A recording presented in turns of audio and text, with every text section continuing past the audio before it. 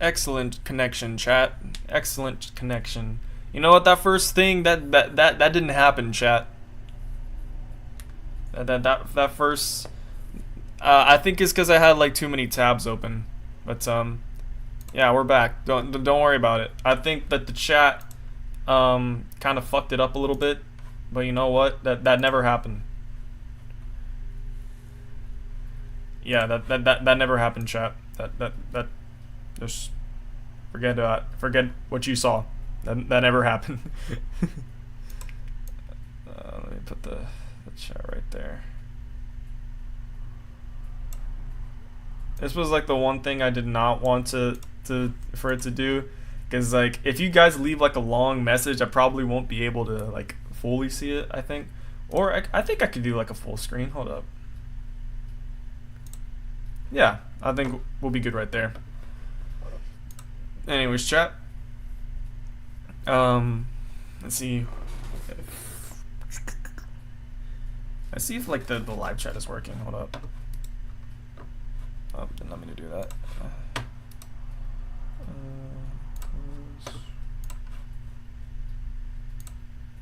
Oh yeah, it is. I'm pretty sure it's just there's still people. There we go.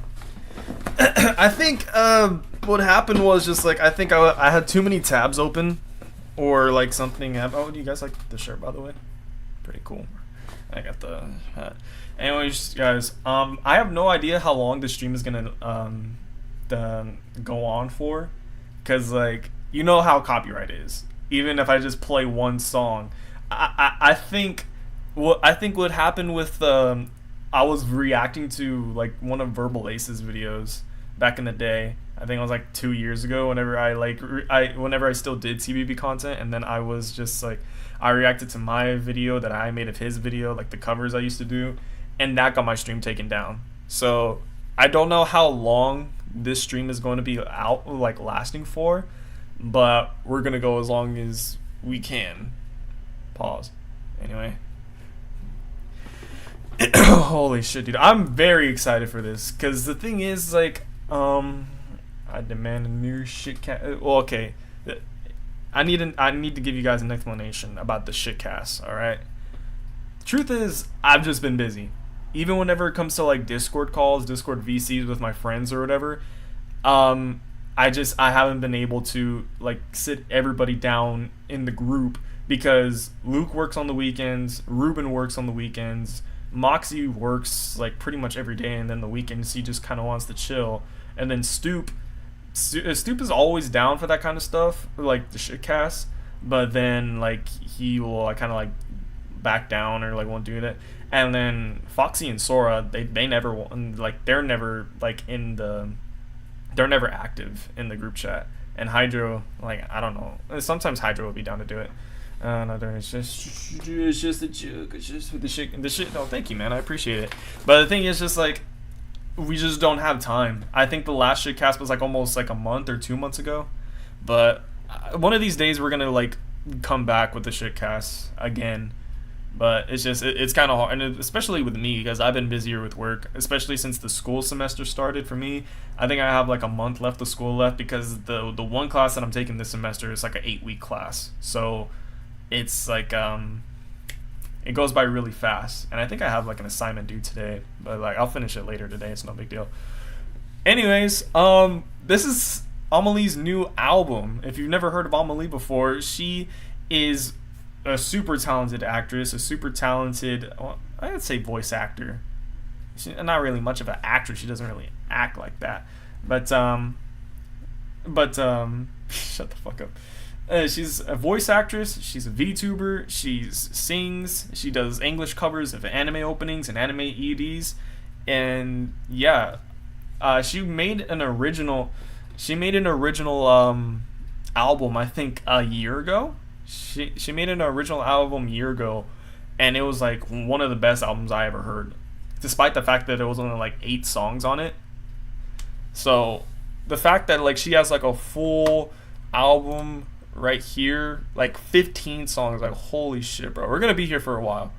But let's see.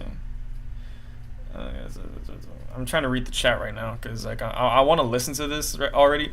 See, the thing about this album, chat, is that it's a cover album.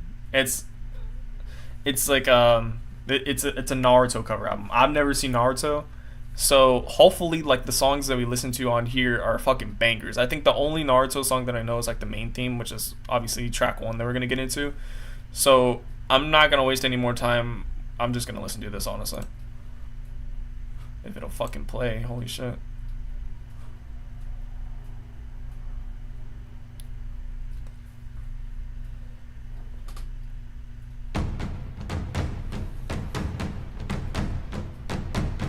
Okay.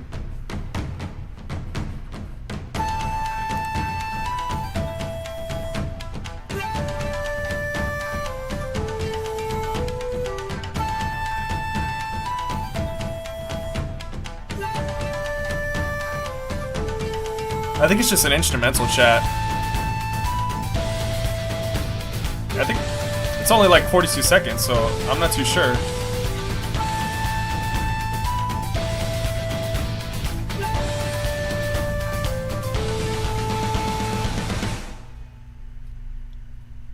Okay, I think that's just...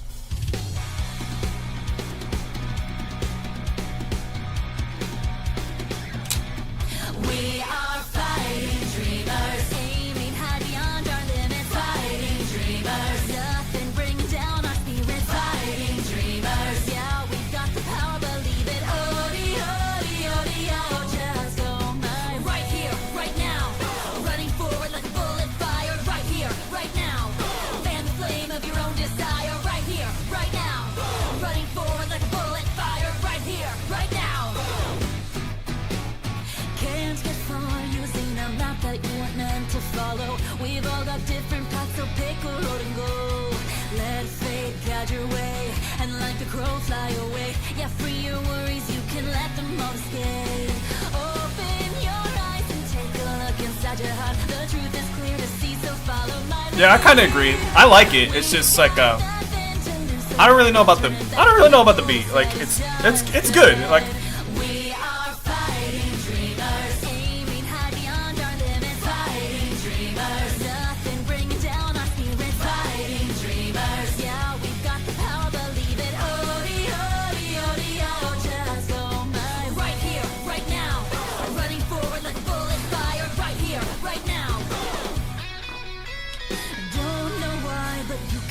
shadow creep upon you. Something is telling you don't follow where it goes. A storm blows your way, tearing the shadow away. But you are smart enough to know you're far from safe. Raise your blade high and cut a path ahead of you. Your future, it awaits, so don't hesitate. Every story is made with a beginning step. Yeah, nothing ventured, nothing gained. We are fighting dreamers, aiming high beyond our limits. it's very upbeat. I like that because Amalee'S voice is very expressive.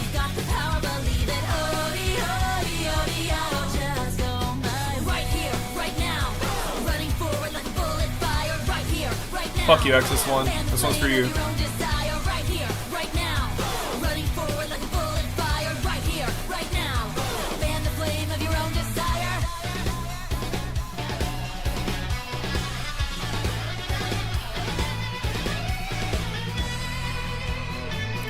Like, it's very upbeat.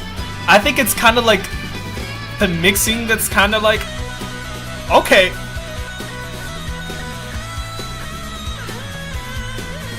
Okay,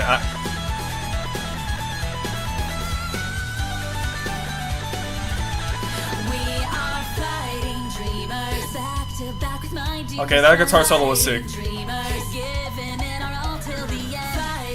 I think it's a little bit too upbeat for me.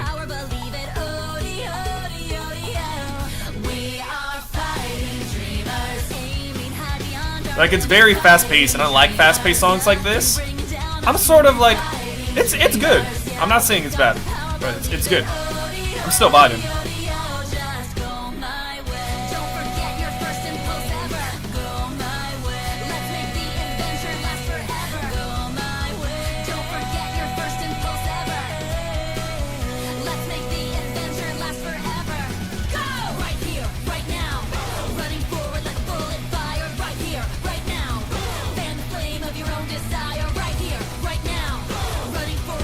Dude, if I was like, oh, it's a thing, like, how much is left? That's a thing with me, guys. Like, if I was like a super hardcore Naruto fan, I'd be like geeking out on this shit. But the thing is, like, I've never seen Naruto, so this is only from like a musical perspective. This is only for like a musical perspective. This one's like pretty good. Like, it's good. But let's see. If I was to give that like a rating on a scale of 1 to 10, hold on, am I still here, chat? Like, I'm honestly kind of scared. Like, if like I feel like the chat's a little bit delayed, at least on my part. Just on my end. Yeah, it is. A straight 7 out of 10. I kind of agree. I kind of agree. I'm leaning towards a 7. Like maybe a 6 a little bit, but I could see a 7. Like I guess I'll give it a 7. Okay, the next one is Silhouette from Naruto Shippuden. That's the one thing about Naruto openings and our Naruto songs. It has a lot of guitar on it.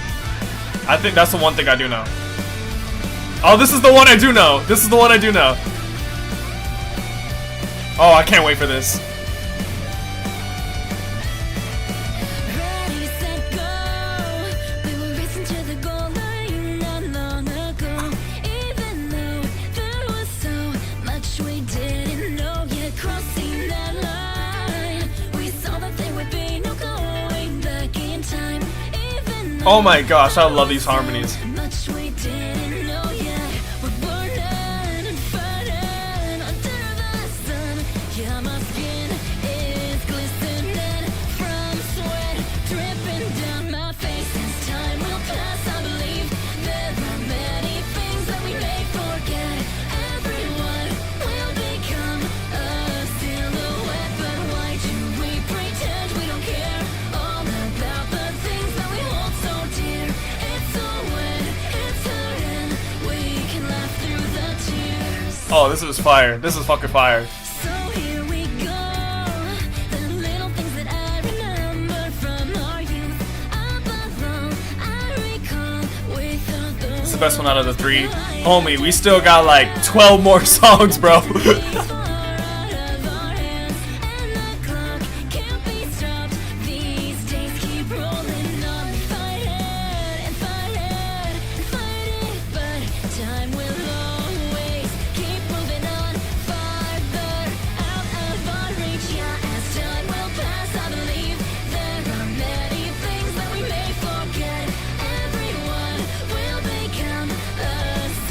I really love how like the harmonies are like, they're basic, like the harmonies are so basic, like it's like layering 101 whenever it comes to it, but whenever it comes to her voice, like holy shit, it sounds so exponentially fucking fire with the fucking beat. Holy shit.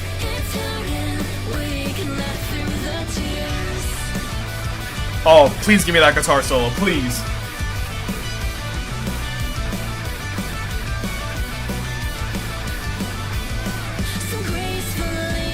Okay, the bridge coming up.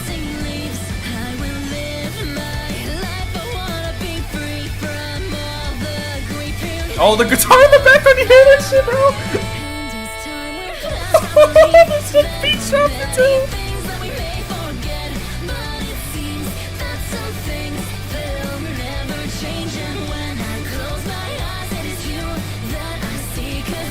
I am gonna do that CD4. Thanks for bringing that up. But like, holy shit.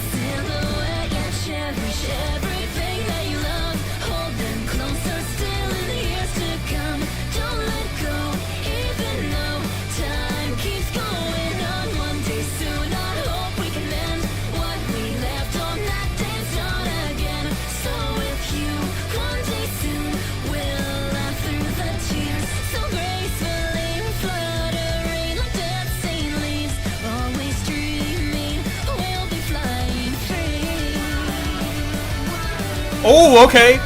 Okay.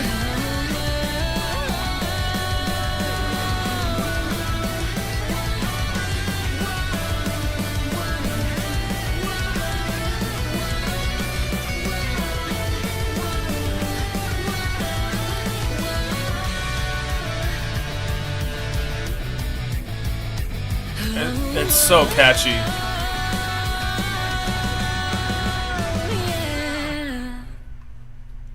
Chat, I don't know about y'all. That gets a 10 out of 10. That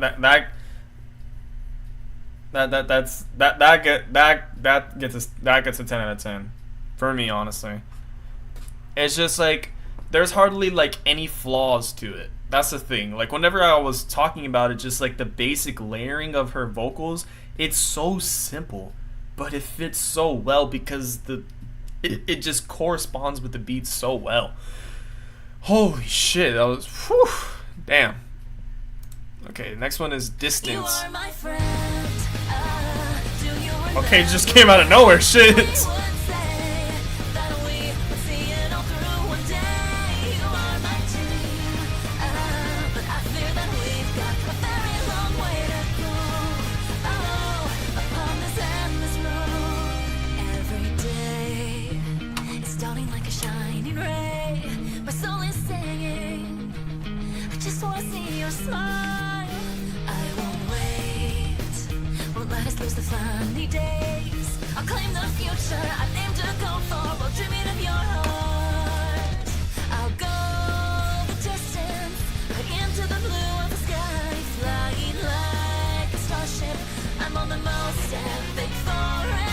Oh, you hear the horns? You guys hear those horns?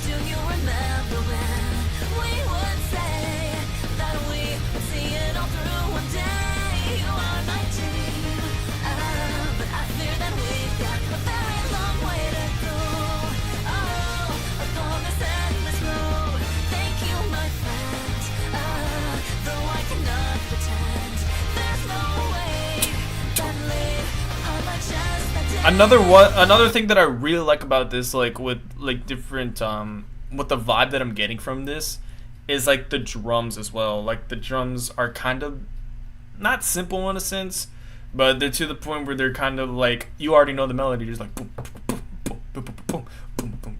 Or like whenever it goes fast, or in fact whenever it goes fast, it goes like boom, boom, boom, boom, boom, boom, boom, boom. Like it goes fast to the point where like you can kind of predict the like the melody of it, but like the drums just, or it's just like it's good. It's really good. Holy shit. Okay, the little breakdown with the guitar, and then the drums.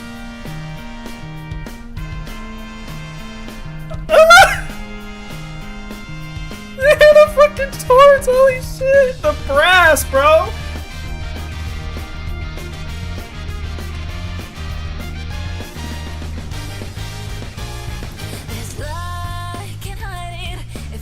That's the one thing, like that's the one thing that gets points in my book for like anime EDs, OPs, or just anything like J-pop related. Like if you add horns, like trumpets, like French horns, anything like that, any type of brass to the opening, it honestly gets like a thumbs up for me. Like it gains points in my book, because to conduct a whole like melody like that, it's really hard, and conductors gotta learn how to like create symphonies like that.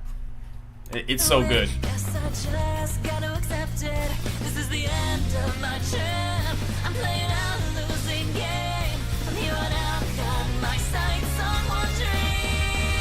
You are my friend. Do you remember when we would say that we would see it all through one day? You are my dream, but I fear that we've got a very long way to go. Oh, upon this endless road. Thank you, my friend. Though I cannot pretend, there's no way that live upon my chest. Just the drums go hard on every song that I've listened so far. Even though I know I still can't turn back time. Whoa, there's still tomorrow up ahead. Can't kill this flame in my heart. Yeah, I'll go the distance. Oh yeah, the breakdown at the end whenever they ooh, the outro, like the oh god. Okay, this one's called Haruka Kanata. All right. Oh, I paused because like I was gonna rate the intro because I didn't rate the intro. The intro's like an 8, like an 8 out of 10. And then that song right there, um, number 4, Distance. I'm gonna give it like an 8.5. Like the horn, like the horns and the drums really really carried most of it. Of course, like I'm not gonna talk too much about the vocals because I know it's Amelie. She's gonna fucking slay on the vocals every single track. But as far as like the layering goes and like the mixing goes for the vocals, they're pretty well. It's another one of those things for like the second song where it's just like it's very upbeat. So like for me, it's kind of hard to like bop my head a little bit with like with different animes and different anime OPs and EDs. For me, I like to bop my head to the beat. But like whenever you're going like super fast with all these Naruto songs, you just gotta just do like one of those. Or just like, okay, I see you, sort of thing. So like, yeah, I guess like an 8.5.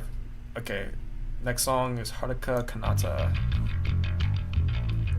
Nice bass start mixed with the okay.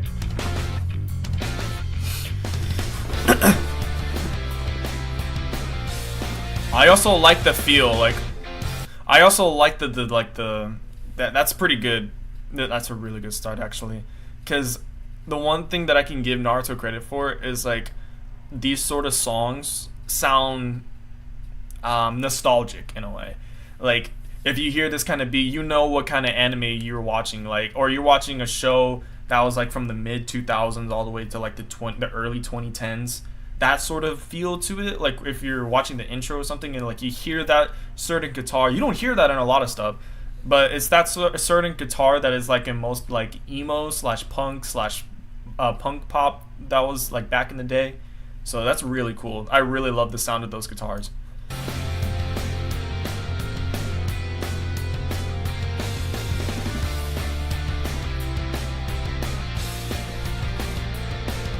No compromise, let's hit the road. Okay, shit. Let's start like that.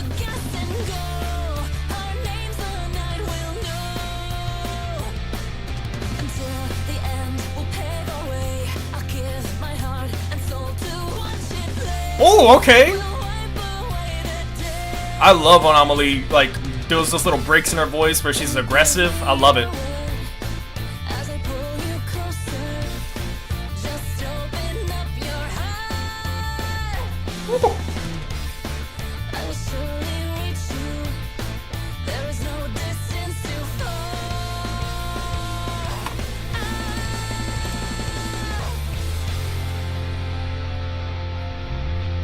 Okay, there's a little breakdown. There's a little. Okay. Oh my god, it's so good.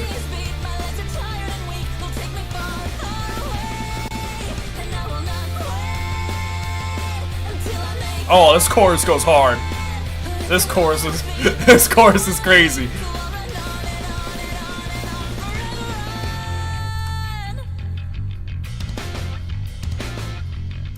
No compromise, let's hit the road. Put down your foot, just slam the gas and go. Our names the night we'll know. Until the end, we'll pave our way. I'll give my heart and soul to watch it blaze. We'll wipe away the days. Can you give me your word as I pull you closer? Just open up your heart. I will surely reach you. There is no distance too far.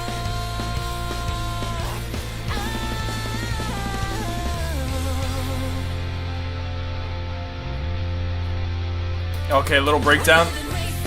There's always the little breakdown before the chorus. And though my body is beat, my legs are tired and weak. They'll take me far, far away. And I will not quit until I make it. But if you're not there with me, then there's no point. I believe you're too damn far. So I'll keep running on. Okay, a little freestyle right there with the drums and the guitars. Okay.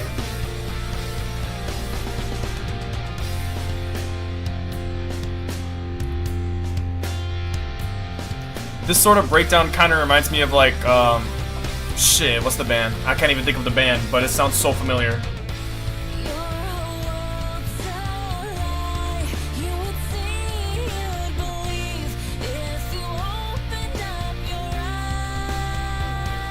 Just open up your eyes, chat. Open up your ears. Dude.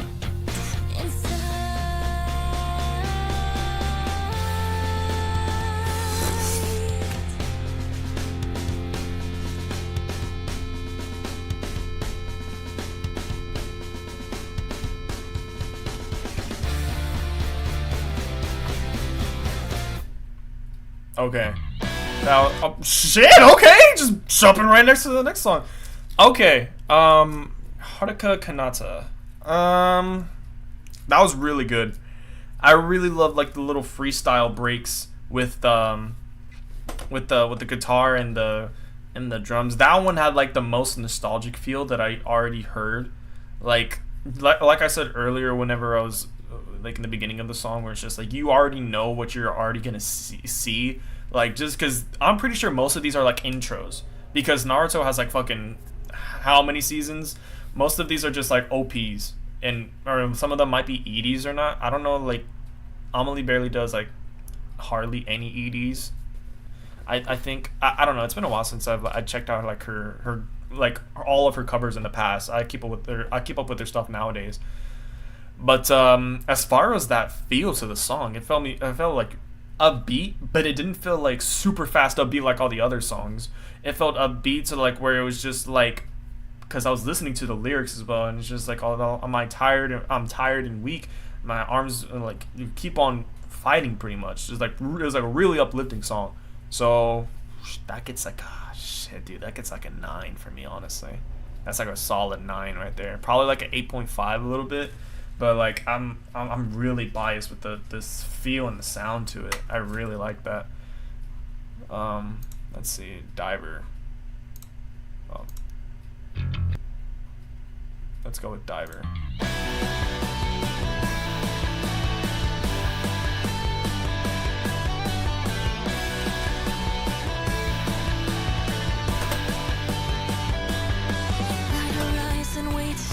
Drifting further away, and the blue of the sky is too bright to believe with this heart. Okay, she's really getting her bag with her. She's really getting in her singer bag right now.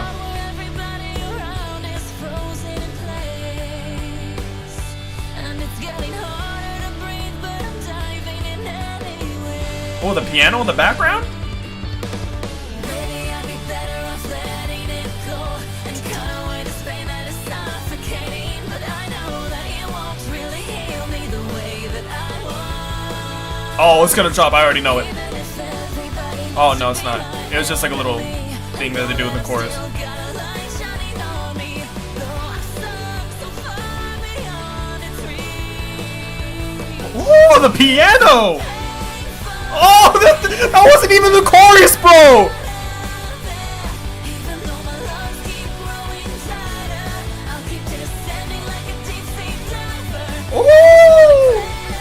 Terrified, 'cause I'm even still alive, until my feet touch the ocean floor. I'll keep holding my breath, and I'll breathe again. I will breathe again because she's a deep sea diver. You gotta listen, bro! Listen! There's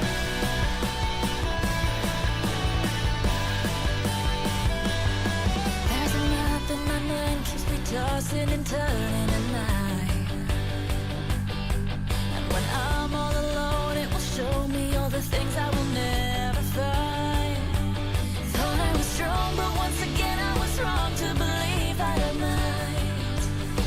It's just so elegant, her voice. With this track, I don't know why she decided to go all elegant on this track. Holy shit. Like a swan far from home, it takes flight, floating away in the starry night sky. Through the waves made of pain, it slowly started to rain.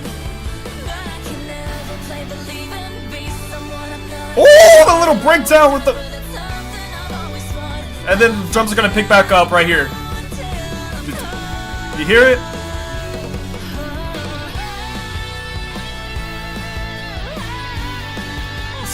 here, bro! Oh my god!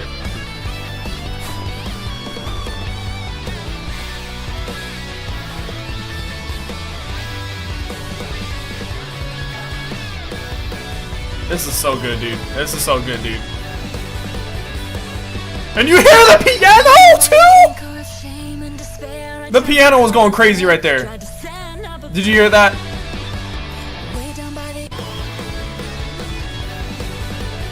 Did you hear that? Just, oh god, so good. Tried to send up a prayer through the waves made of pain. It slowly started to rain. It is so painful here, and I'm running out. See, this one is more melodic. This is the one that I can bump my head to. Like, they're upbeat, but they're not to the point where just like, oh, I gotta keep on going like that. Like,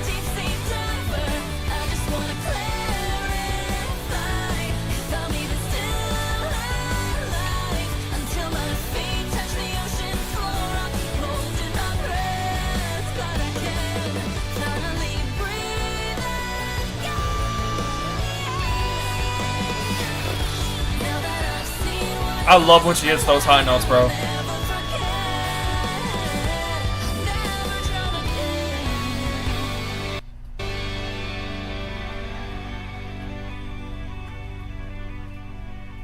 And then the back and forth at the end with the guitar, holy shit. And the little synth as well, the little synth to close out the outro. Oh my god. Oh my god. Oh my god, dude, what the fuck did I just listen to? What the fuck did I just listen to? Holy shit.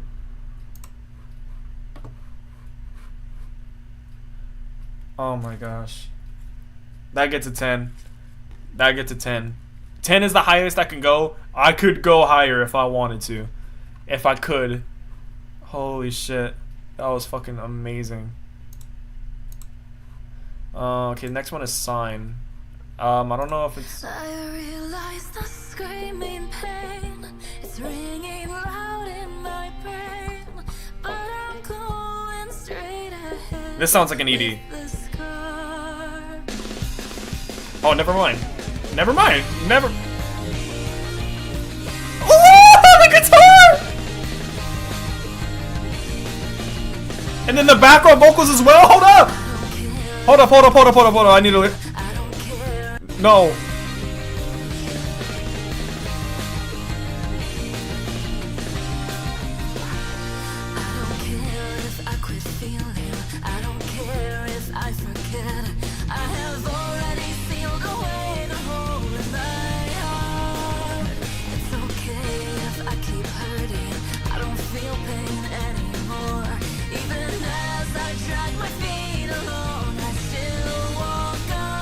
Okay.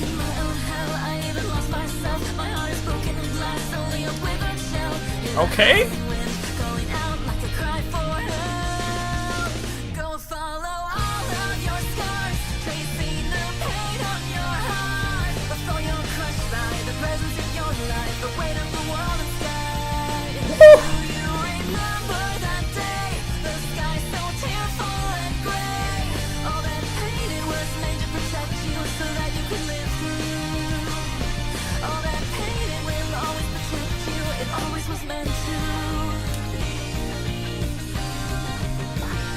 Those background vocals are going crazy.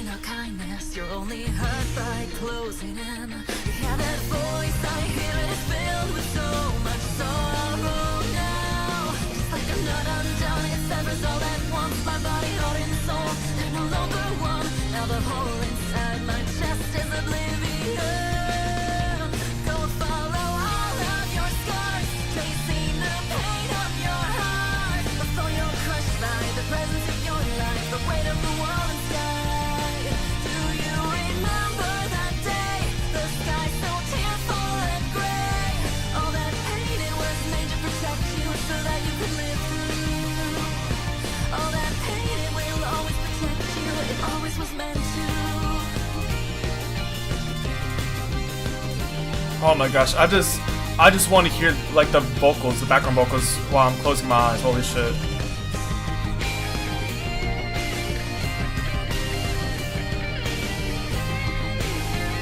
It sounds like a cry for help, like the song meaning behind it.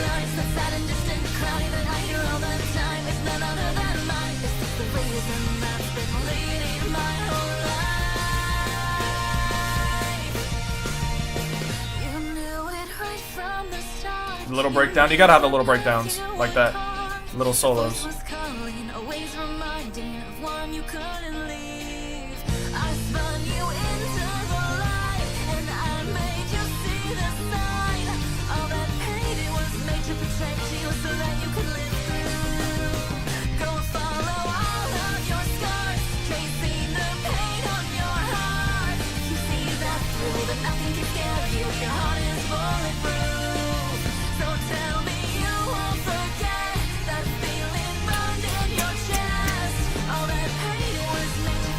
I feel like I'm gonna like all the Naruto Shippuden songs, cause like all the Naruto Shippuden songs are like 10 out of 10s right now, and all the other Naruto songs are good, but like this is just so good. Holy shit!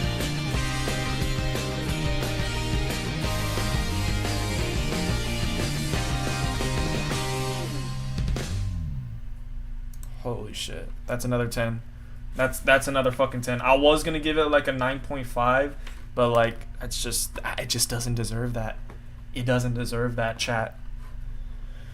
Holy shit, dude. This is just, we're already halfway through the album. Like, wow.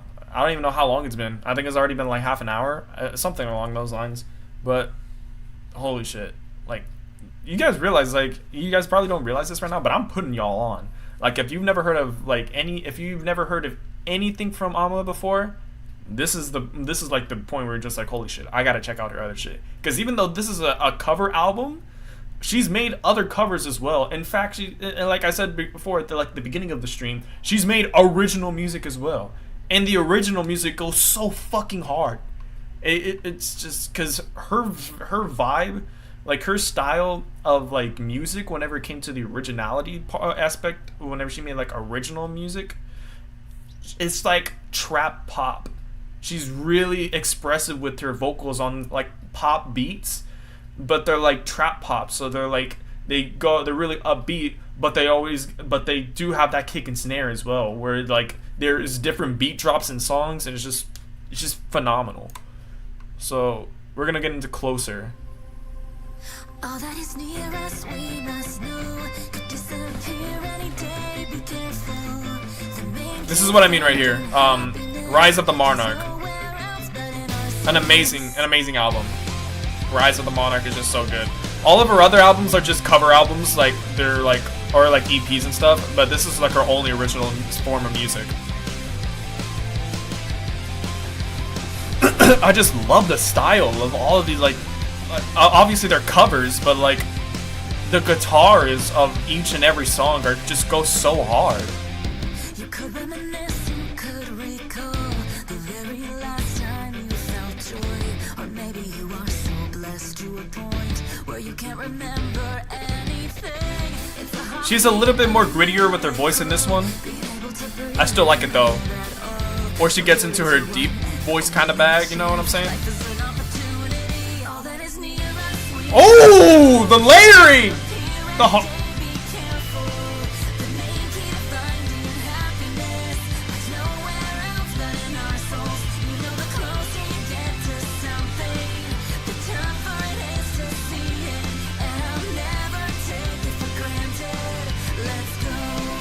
Let's go, chat. Let's go.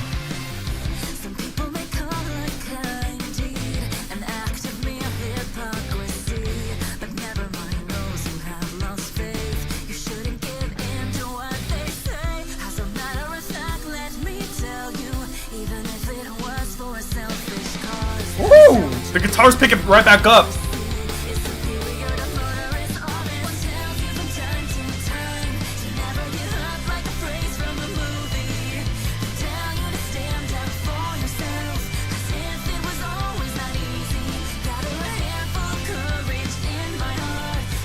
Facts. Facts.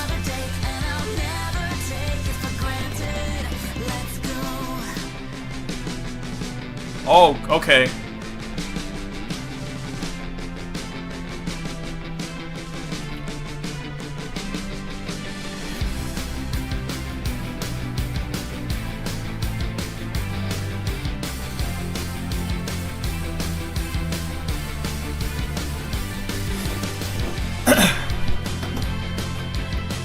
Just a nice, ooh! The nice little instrumental break is like, those are so good as well.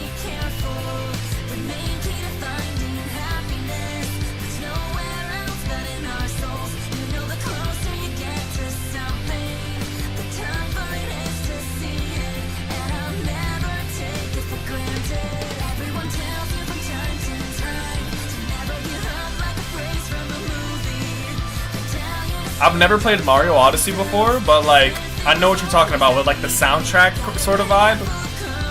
I get that. That's actually a pretty good analogy. May wants to battle a song. That's good. That's good as well. That's another good analogy. I just love like the outros, like how it transitions from like the ending. You know how the song is gonna end, and then it gives you that last bit of like guitar, that last minute of drums, and even throws some synth in there as well. Like, it's so fucking good. I'm giving that like a 9. That's like a solid 9. It's not like a 10 out of 10. It probably would have been like, it probably would have been a 10 if like there was a little bit more to it, so like more like instrumental wise. But like, as far as like the reason why it was like a 9 for me was mostly because of the layering. Like the layering of her vocals were so good in the chorus. All right, so the next one is called Bluebird. You said if you could fly, you would.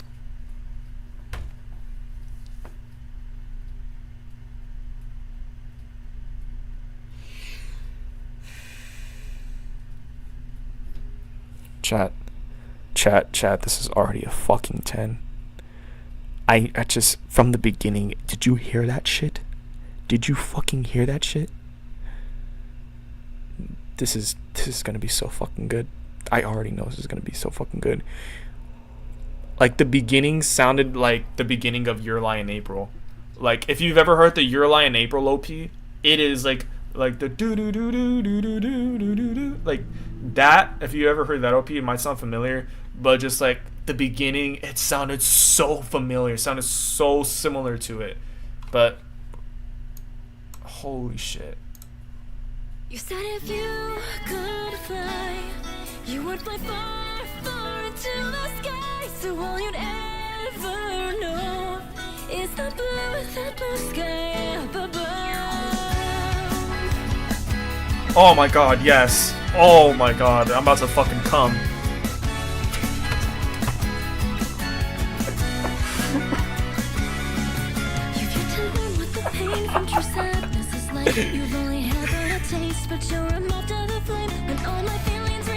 This gives like beach vibes. Like, this sounds like the background of like oh god, this sounds so good.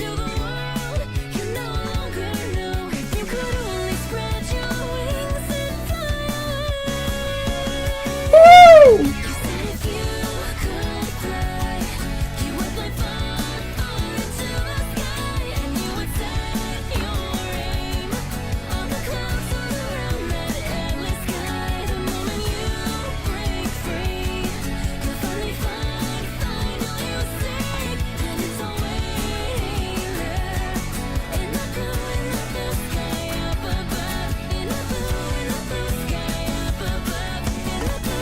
Oh my gosh. Her voice on this track makes it just exponentially so fucking good. Holy shit.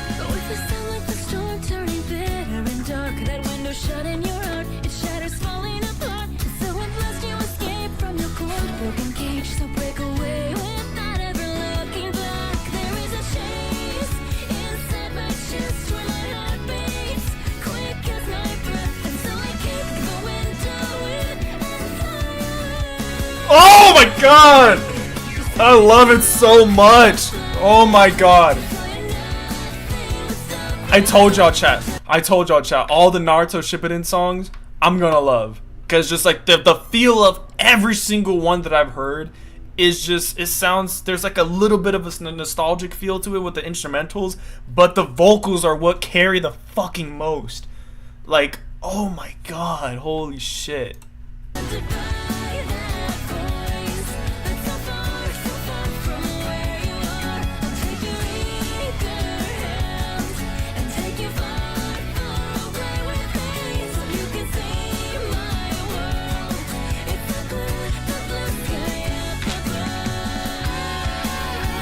Give me the fucking guitar. Give it to me. Give it to me.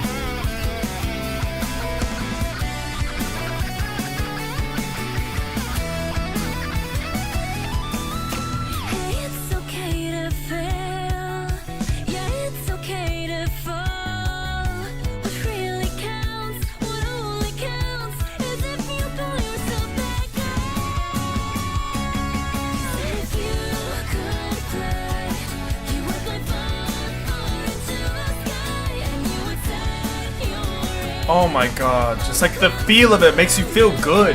Like there's just a good feeling to it. Like just musically, it sounds amazing. Just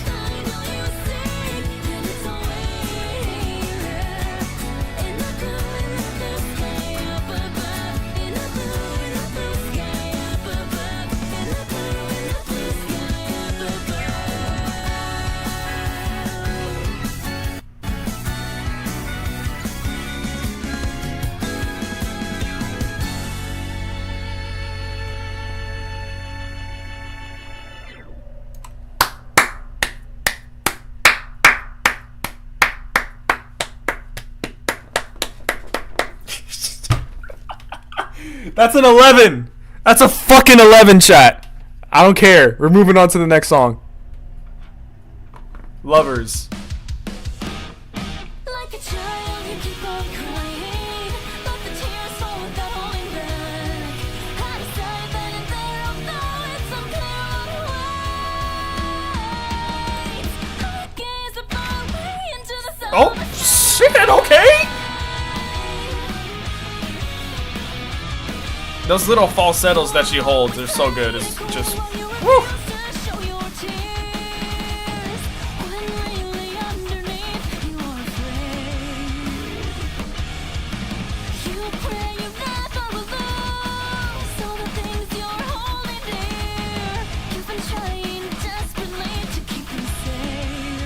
Like it would be in an anime something. All of these are in an anime. All of these are in an anime, but I get what you mean.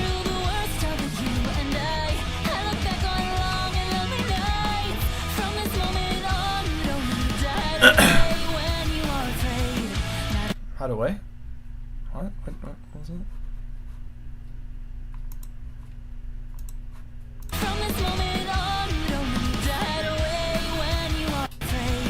Yeah, that's what, yeah. Like a child, you keep on crying, but the tears fall without holding back. I decide that it's there, although it's unclear why. I gaze far away into the summer sky.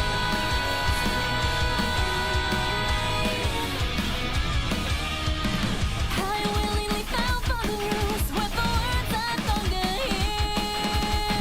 They compelled the dark in me too easily. Though I swore I never would lose the one thing I'm holding dear. It is you alone that I had nearly lost.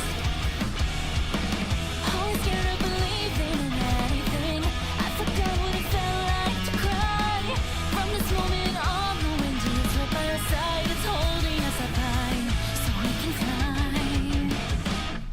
Like a child, I held you tightly. Let me near, holding your hand in mine. I decide that it's there, although it's unclear why.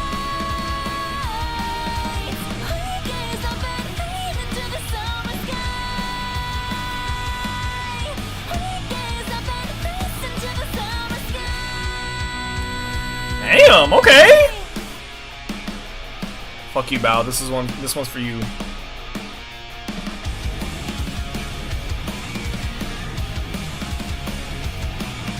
a world of vast horizons, it's so easy to feel you're alone. Let me hear every thought and worry in your heart you may know. Like a child, you keep on crying, but the tears fall without holding back. I decide that it's there, although it's unclear why.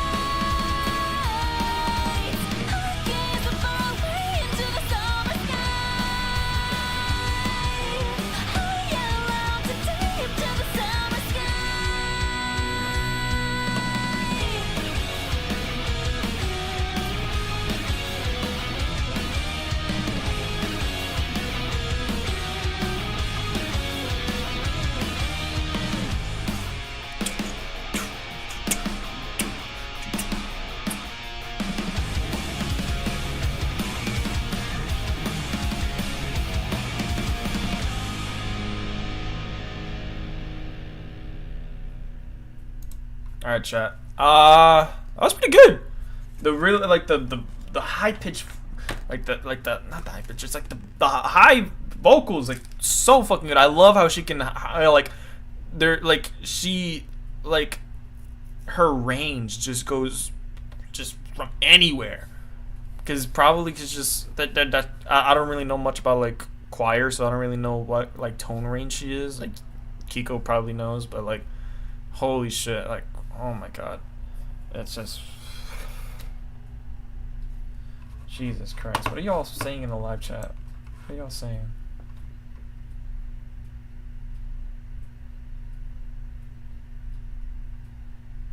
Y'all need to chill.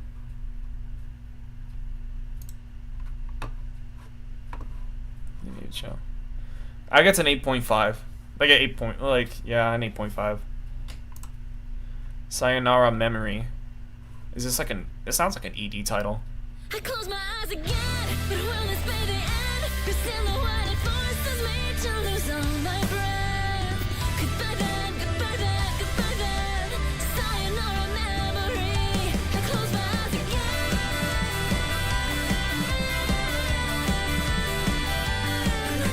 You're crying your eyes out so you can't see how you're ripped up in the city sky. If you listen closely, I know you'll hear it. Can you hear my cry? Sometimes the sound of your voice is all I need to hear, and I will make the right choice.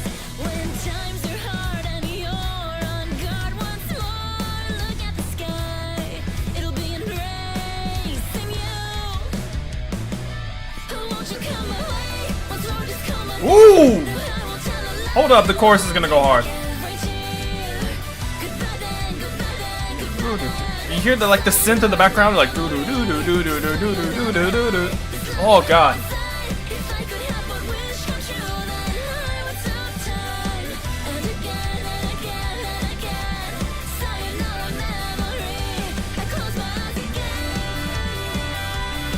Oh my god.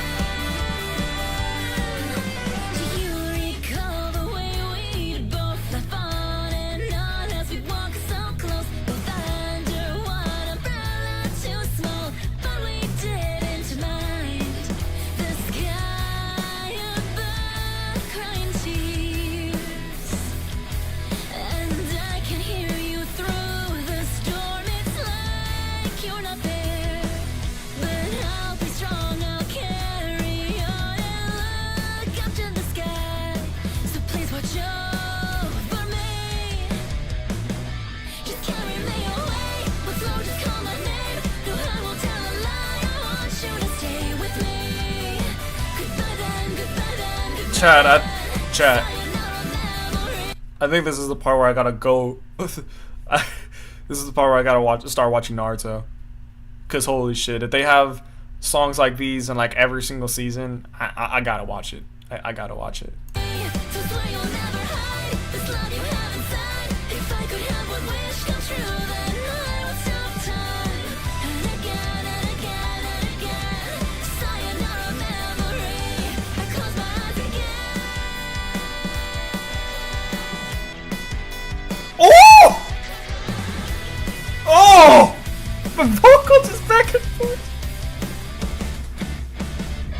I close my eyes again, but will this be the end? Your silhouette it forces me to lose all I'm not gonna lie, chat. This was a 9.5, but now it's a 10. goodbye then. It was gonna be a 9.5, but this is a 10 now.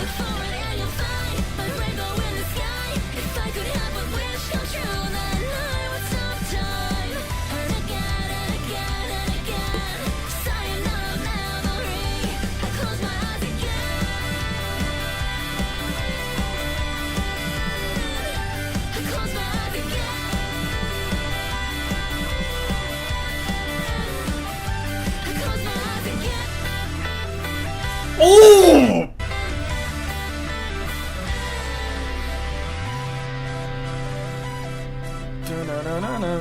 Oh my god, that synth is crazy. Okay, okay, whoa, whoa, whoa, whoa, whoa, whoa, run it back. Okay, this is read.members, so it's just like remember. This is from just Naruto. This is not from Shippuden. We're off the Shippuden track. We're off the Shippuden train right now. We're gonna go back to it in the next, or like the last two songs, but yeah, that was a 10 out of 10. It was gonna be a 9.5, just based off like the chorus and all the other verses, but like the fact that the vocals changed to that sort of like a repeat robot effect, where it's just like and like how most pop songs would do that kind of stuff. It's just so good. To the bright melody of life at last you. Okay. Let's see. Fucking load, please. Actually, I could just. Okay. Strum to the bright melody of life at last you've arrived. It's the start of a new journey right before your eyes. Nice background vocals.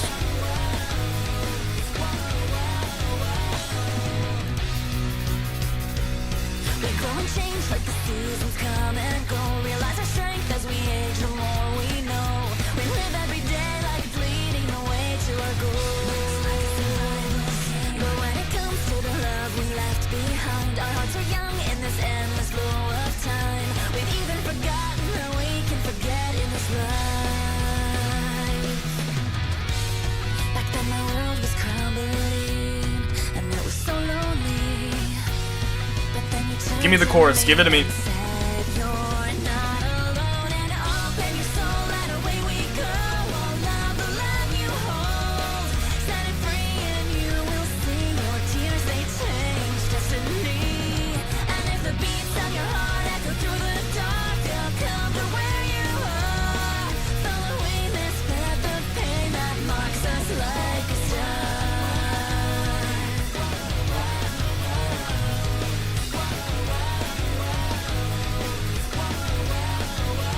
I tried to find something I lost long ago, realizing my memories weren't more than smoke. For something so precious to think I would hold them more close. But at the edge of the unknown, but then you brought me home. A little spark of warmth from you is all it takes to open your soul and away we go. All love the love you hold, set it free and you will see your tears, they change destiny. And if the beats of your heart echo through the dark, they'll come to where you are, following this path of pain that marks us like a star. I gotta remember. I gotta remember. Okay. I really like that the hi-hat right there. I think that's what it's called, the hi-hat, which is like the symbol. Now open your soul and away we go. All love the love you hold, set it free and you will see your tears, they change destiny. And if the beats of your heart echo through the dark, they'll come to where you are.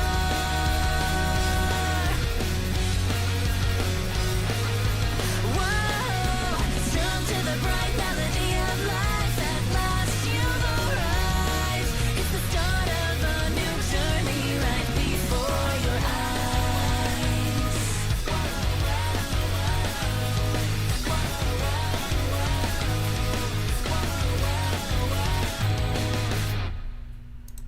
All right, chat. That's pretty good. I really like the vocals on it. And the little like it was like where that placement where I was, where it's just like it's upbeat, but it's not too upbeat, and that was like one of the really good aspects of the songs that I really like so far. I'm gonna give that like an 8. Sorry, give that like an 8. Yeah, that's a good 8. Yeah, I'm pretty sure the chat is leaning on that. Okay, this one's called Yura Yura. Let them fly.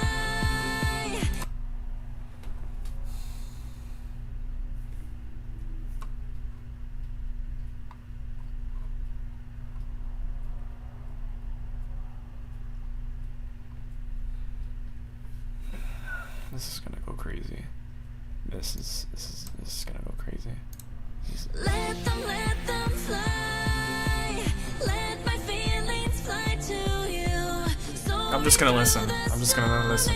weather and gray skies, always by my side. To have someone also intertwined in life. Their fates are tied.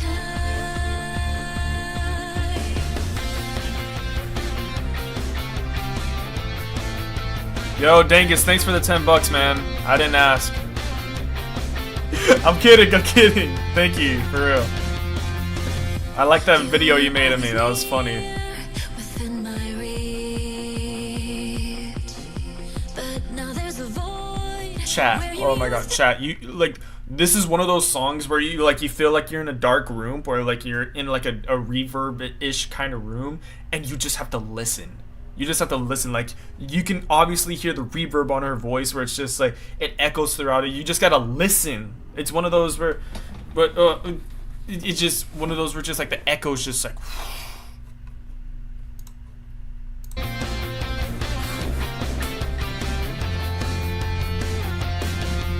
At least this part right here. You were always near, within my reach, but now there's a void where you used to be.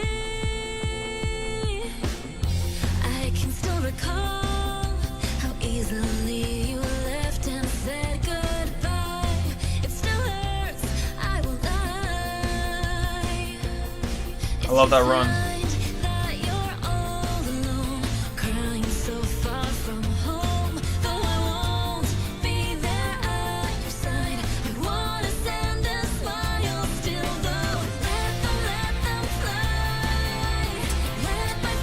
It has that sort of little simple boots and cats to it, like boots and cats and boots and cats and boots and cats and boots and cats and boots and cats and boots and cats. Oh my gosh, I really love the feel to the song.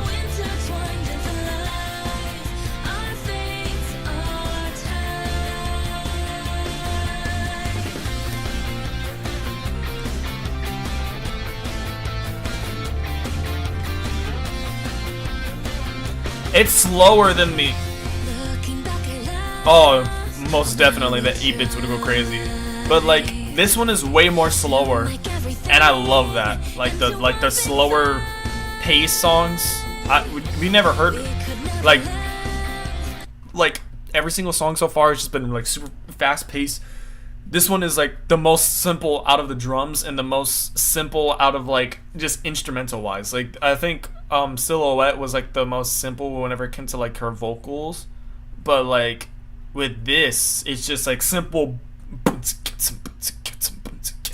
from the drums where it's just like, oh my gosh, like the melody flows really well. The other get a single step ahead without fighting again. Looking up at the sky at night, only cloudless moonlight. Keep your eyes always on your dream and never let it out of your sight. Let it shine. Let the starlight shine on you. This sounds like an Idol song. Now that I'm thinking about it, like an Idol would like perform this. Nothing has changed from when you and I made a vow under this sky. You always touch your hair when you talk. I hate to have it up, but it's why I won't stop. I'm all alone even when I sleep, but I dream. God, it's so beautiful. Like the overall sound of it is so good.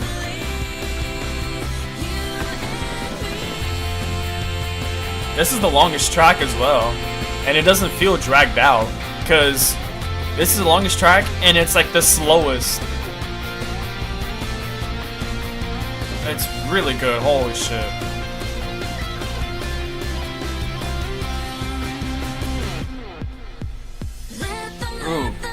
Little drum pad. You hear that little drum pad?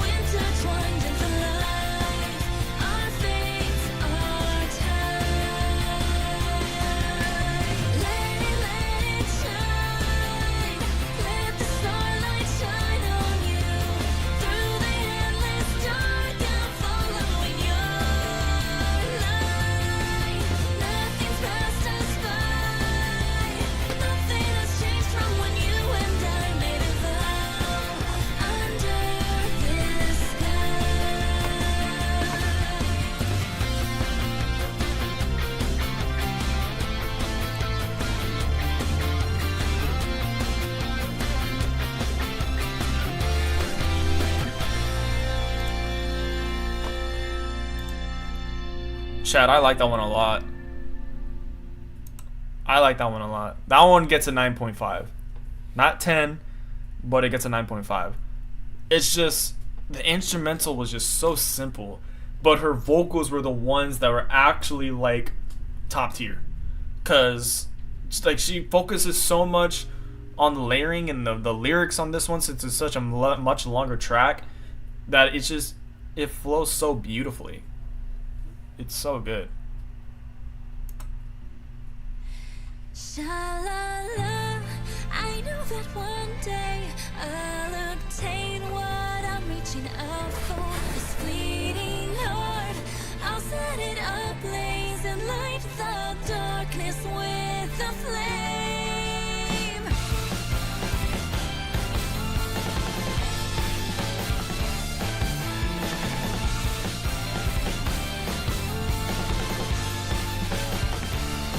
Thinking of you fills me with longing.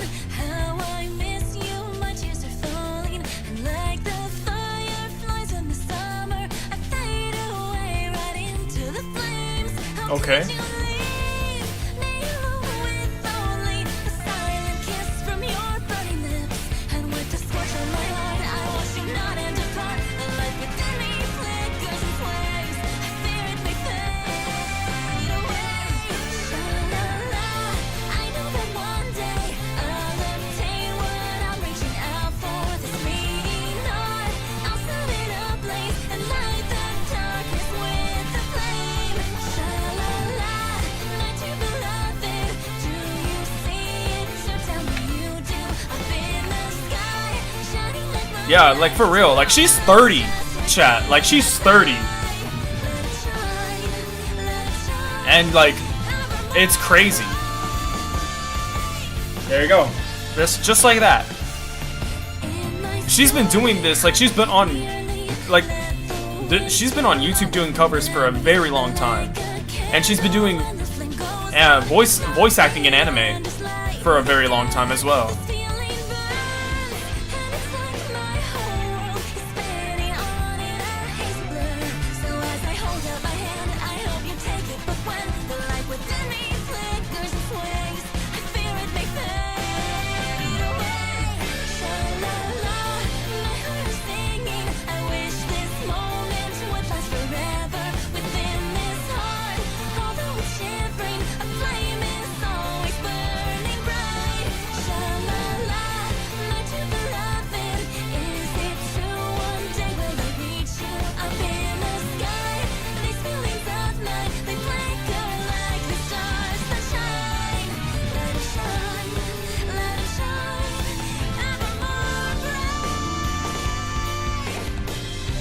I love it. I really wish, like, chat, like, I don't know if you've heard, like, I don't know if you've heard one of her other songs, like, Backlight, from One Piece. Like, she did a cover of Backlight from the One Piece Red movie. And holy shit, like, her voice was, like, so aggressive on that track. I really hope, like, the last track is similar to that. Because, like, I really love when she does, like, the rough vocals. Like, the aggressive ones. They're so good. I know that someday we'll obtain the future we dream of. The fireflies,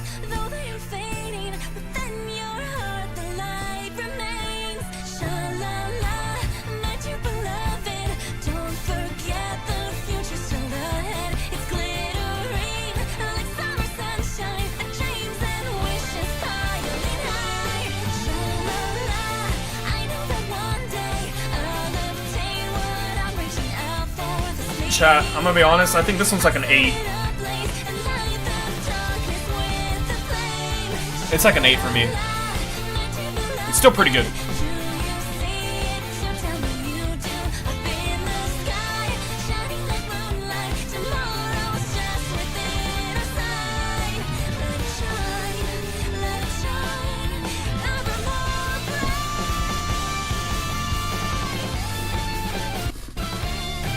Okay, a little guitar solo at the end.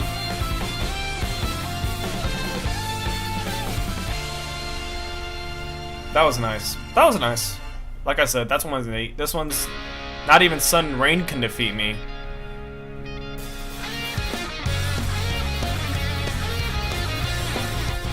I already love the vibe of it already.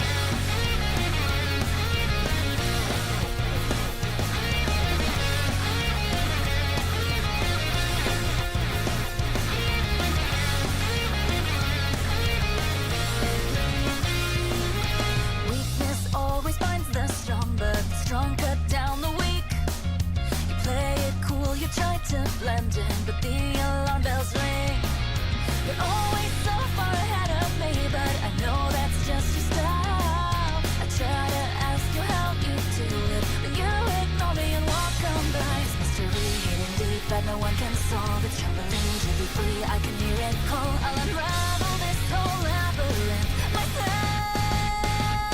Every storm you're laughing will tomorrow bring a This sounds very familiar to like one of the other songs I heard earlier, but it's still pretty good.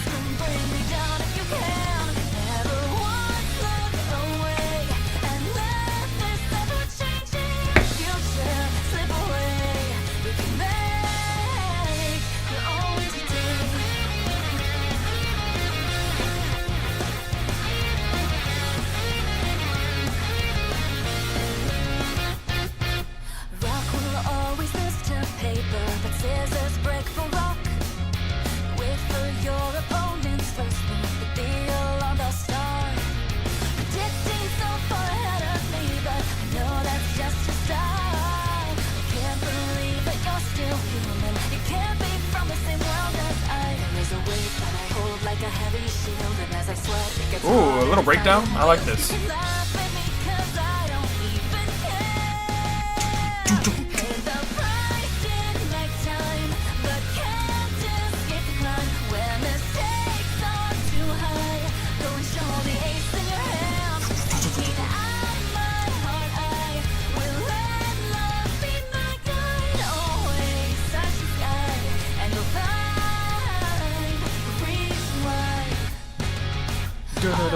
Oh, I love that. Ooh, the little synth guitar to it. Ooh, I like that.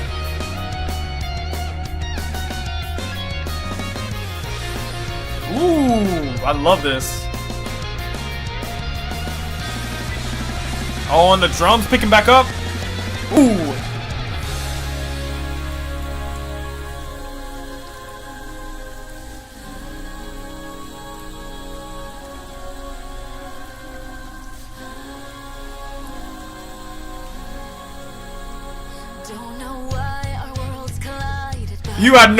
You had no reason doing that. She had no reason doing that. You had no reason doing that, bro. Okay, that kind of bumped up points in it, honestly.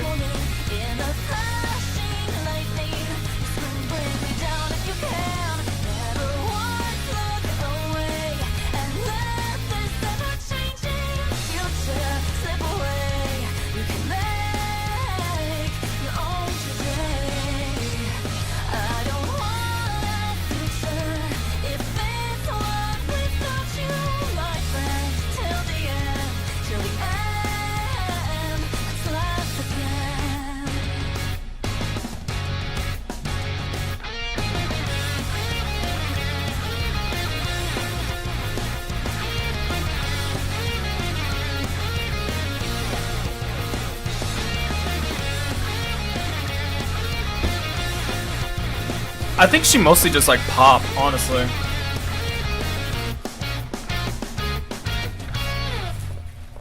That was really good.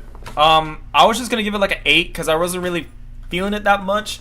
But then like that small little breakdown where it's just like it felt like you're like in a waterfall and she was doing like the harmonization, that bumped it up to like an 8.5.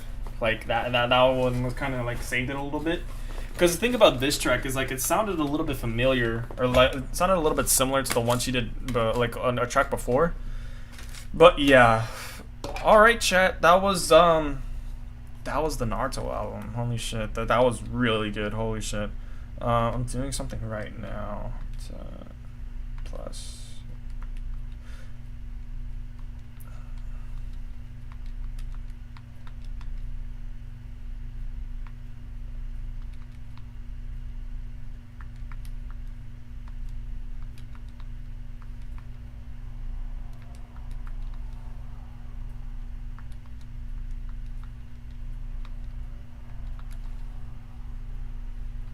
Alright, I tallied up everything. I tallied up all the scores. I got the mean of this. So, like the mean means like I added up all the thing and I found the average score, because I was about to sort of say like rate this album 1 through 10, and I thought it was like a 9 at first, but it's still a 9. Damn it, that's what I got on the fucking shit anyway.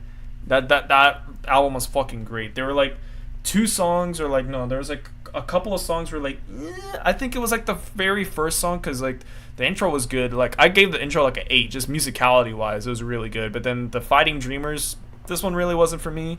Like it's still pretty good, but it's not like it's too upbeat for me. But yeah, yeah. Let's see. I gotta show you guys one song where like her vocals are like absolutely phenomenal, because like it's because like she does all the like she did a cover of all the songs in One Piece Red, like the One Piece Red movie. Here it is right here, Backlight.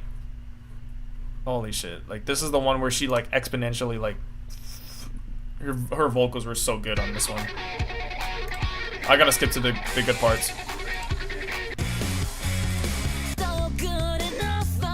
See, just the grunts and at first, and then you go further and you hear something like this.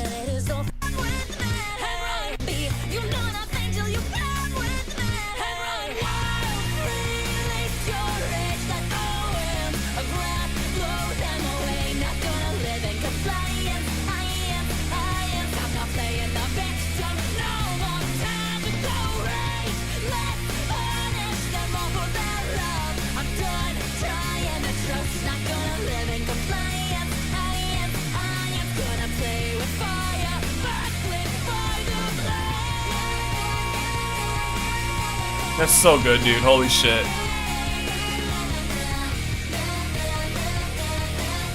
And then the ending right here. This right here, bro.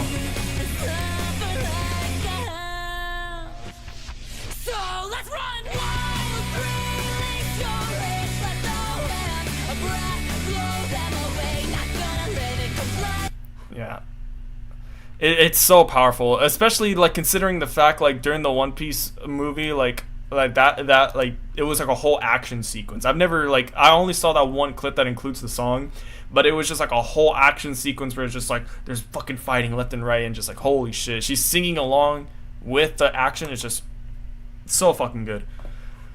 But yeah, if you want to hear like original music like from her, it's this track. It's this tape, Rise of the Monarch. One of my favorite albums, dude. Even though there's only like 8 songs, I love every single one of them, except for Drink Your Light. Drink Your Light is like a little bit just like, it's not really for me. But my favorite is Metamorphosis.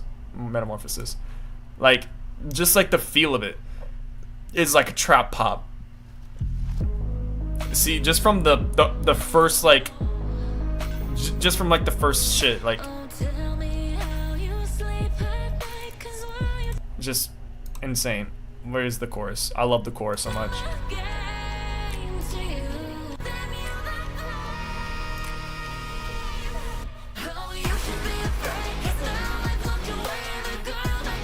Just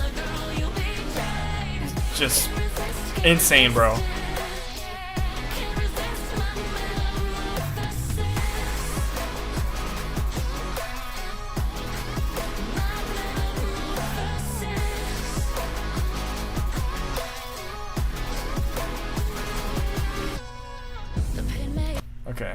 that's enough.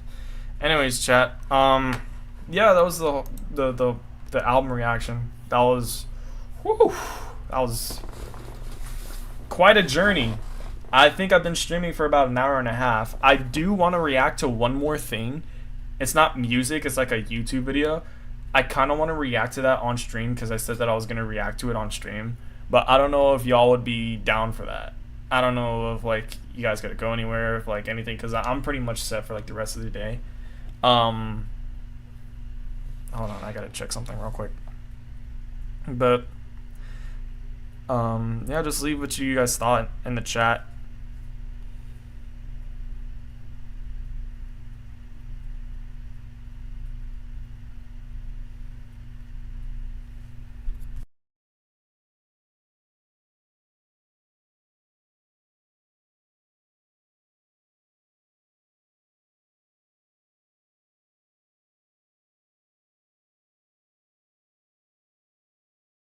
Alright, I'm back.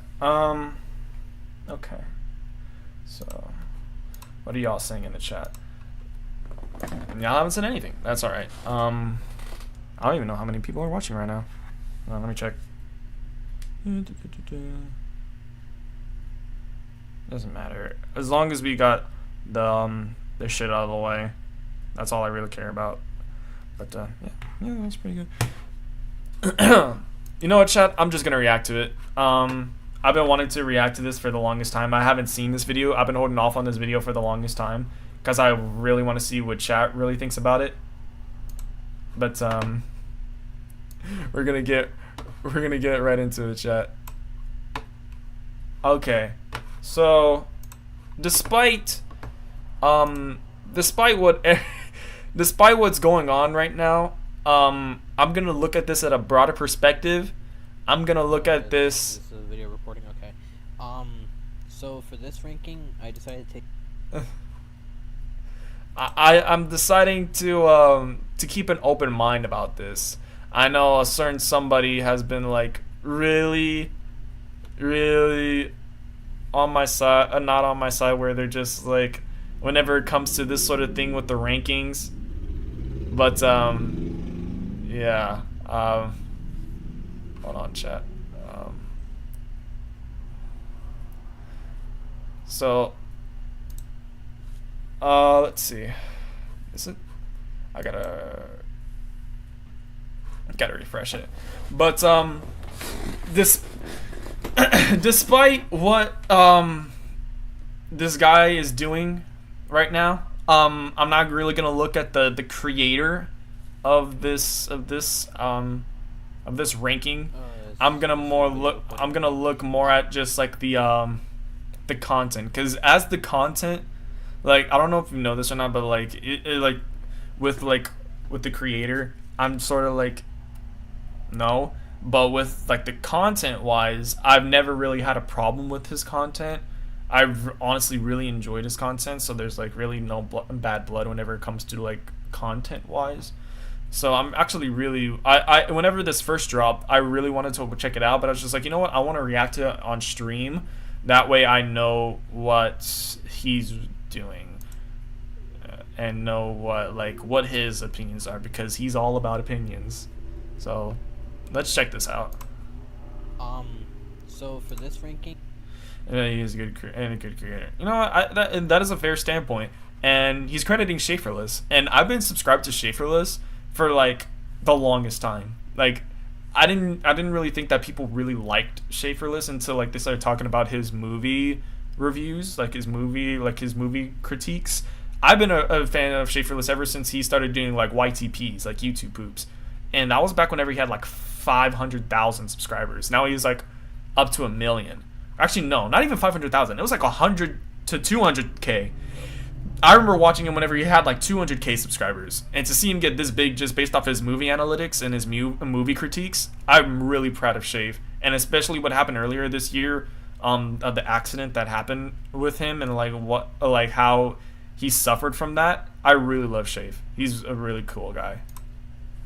I decided to take some inspiration from Schaeferless Productions for the style of the ranking video. So I forgot to mention it while recording my bits for the intro, but yeah, go subscribe to him. He's cool. I've been obsessed with his ranking videos. Like, funny Tamatoa guy, James is a cool guy, and shut the fuck up, dude. Get into the video. Get into the video. You always gotta have that disclaimer. He's always gotta have that disclaimer. Remember, chat. None of this footage is his. We gotta remember that.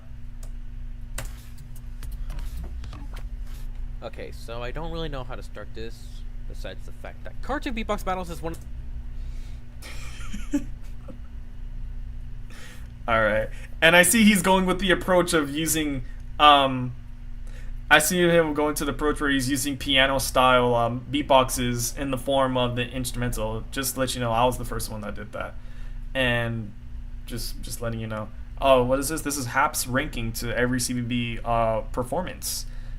I haven't watched this, so I'm actually really interested in what I gotta see. I feel like I'm gonna see a lot of biased takes, but we're just gonna get right into it because it's been a while since he actually has talked about CBB stuff, and I know he said like a month ago or like 2 months ago in a stream where he said I'm no longer gonna be doing I'm not gonna do CBB content. I'm not gonna do YBB content because I don't want to be associated with that kind of stuff. But then he makes this.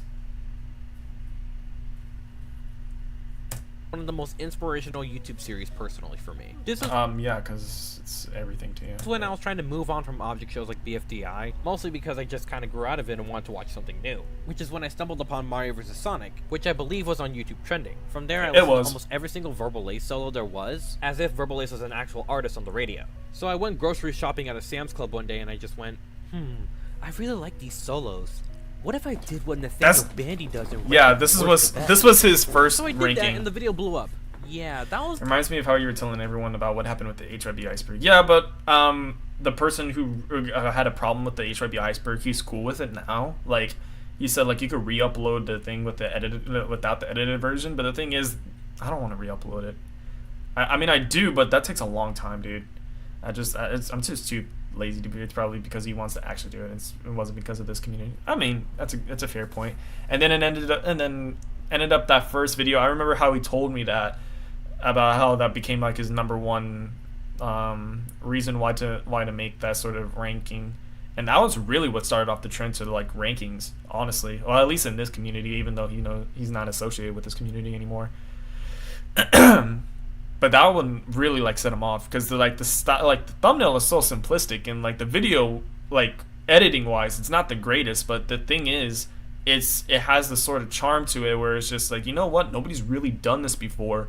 It was like the only like original thing that he's done besides like everything, but like I'm not doing that, bro. Anyway. This was the most shocking surprise to me at the time. Back on the CBB though, this is something that I felt like I got into on my own and I actually had my own interest in it. OSC stuff was primarily stuff that I got into because of my friends. Cartoon beatbox battles is something I had my own passion for, and is something that I got to share with people. Granted, cartoon beatbox battles isn't something that I'm into as much as I used to be. Right, I don't think anybody is. I still love Ace as a YouTuber, and I don't like Ace as a YouTuber. I had the idea when episode 8 dropped, if only I stuck with it. I don't like Ace as a YouTuber. I like Ace as a person, because as a person, like if you were to hang out with Ace, he'd seem pretty chill. And like he would like probably tell you about a lot of life experience that he's had with like the subways and all that shit. But the thing is, as a YouTuber, he's kind of shit. Like I can go into a whole analysis on why he's lost a lot of popularity between us. But I don't want to like. I probably might make a separate video based on that. But I respect cartoon beatbox battles so much. I do respect the series though. I do respect the time and the effort that he put into it, but I don't like how he's running it. I don't like how he's running it now. Oh, I was about to say you aren't worse. I was like, dude, I'm a way worse YouTuber than Ace. At least whenever it comes to like a professional standpoint. That being said, my 2020 ranking is so far the most viewed video on my channel. It is. And I never necessarily followed up on it. Well, truth be told, I was just waiting for CBB Season 1 to come to an end. I was also not really focused on this video as much as I was for right, because he was doing and it took a while to think about my placements. Because believe it or not, your opinions change. My opinions have changed drastically. What did I fucking say? The thing I knew what he was about to say, because I think like whenever season 1 ended, I think this is whenever he started like working on this ranking for this version that I'm watching. But I think what happened was he just lost motivation for it. Or like he started like, I think I saw like a 1-minute preview that he made because he showed me it, and he's just like, I kind of want to like make it, but at the same time I don't want to. I was just like, you know what, yeah. Drastically once again. And this ranking is based on only the first season. I'm not necessarily the fondest of the direction season 2 is going. In fact, I don't like Shadow vs. Vegeta in the slightest. But cartoon beatbox battles mean so much to me as a content creator. Now, this was gonna be a different kind of ranking as it was originally gonna be my last one, but then I remembered that episode 16 confirmed the possibility of a loser round. Right. And I say possibility because this is no offense to you, Ace, but the release schedules are so inconsistent for the series that I wouldn't be surprised if it ends up getting canned. Does that remind you of another series? So until I hear more from the loser round, this will probably be the last cartoon beatbox battle ranking I'll ever make. Again, this is only going to contain performances. You know, Chad, I said that I was gonna make a CVP ranking once season 1 ended as well. But the point is, like, the thing is, I kind of don't want to make it. Like, it's kind of like outdated at this point. Like, I get Hab did this, so it's probably gonna gain more popularity. So like smaller YouTube, some more smaller YouTubers. You know, yeah, TRR. But I'm just saying, you got me right there, bro. You got me right there. But I'm just saying, that's not the point that I was trying to make. But that's not my fault. It's a little bit on my fault, but it's mostly on other people's fault. Where it's just like I'm waiting for stuff, and like I'm not really too like demanding whenever it comes to that sort of stuff. So I let people take their time, and this is what happens. People just take long, and you know, I'm trying to focus on TRR right now. Like, I just got an iPad, so like I can do editing by myself. I don't really need too many editors. I just really want like animation at some point. Like the editing that I really just don't want to do is just like in between performances, and I'll just have editors for that. Anyway, I'm getting off topic. Let's just go back into the ranking from season 1. So no, I'm not including Shadow, Vegeta, Skipper, nor Dave. All right, but good. In case you're curious, this is my quick ranking. Okay. That's a little harsh. That's a little harsh. Shadow's not that bad. Vegeta, it's so meme-worthy where to the point it's good. Skipper, it's just so bad that it's good. And Dave is actually kind of okay. I like Dave the most of season 2. Skipper's just so funny. Like, if it goes to like at a broader standpoint, everything is just like mid. Like if you're looking at all these together collectively or whatever, they're all mid beatboxes, but like they're so mid that like I kind of like all of them. Like last time, I'm ranking these based off the overall performance. The beatboxing, the lyrics, the visuals, the character representation, and of course, if it sounds good overall. However, unlike my 2020 version, I am not including the remasters unless if they had animated versions. Okay. I'm doing this because Cyber vs. Terminator's remaster really isn't that much different compared to the original. Right. Mickey and SpongeBob, on the other hand, are going to have both versions appear on this list. That's because they're completely drastic from each other. Also, since a lot of people thought yellow S, light blue A. Oh, so he is doing what Shafe is doing, where he's just like listing every single thing from like worst to best, where like he numbers stuff, but like he goes into like different tiers with every single one. I mean, that's a pretty fair ranking whenever you think about it. And Chad, by the way, what'd you guys think of Pikachu versus Groot? I did not like that episode. I don't think anybody asked for it, but whenever we got it, it was just so confusing that it was just laughably bad. I just like, bro. Thought I put certain beatboxes too low, I decided to make a new ranking system based on the color you see during the number tree. I decided to make a new ranking system. Okay. So let's get this ranking started. You can't be serious! I was gonna win every battle with you! I don't know if it's a surprise or not that it's Pikachu. Yeah, I knew it. Because it sucks. I've already ranked on good enough, so I'll keep it brief. This battle just isn't interesting. There's really nothing else to say. The visuals are awful and the performance is overall boring. What's funny is that this has always been considered. Oh wow, I actually didn't know that. That'd be pretty funny if that was actually a real thing.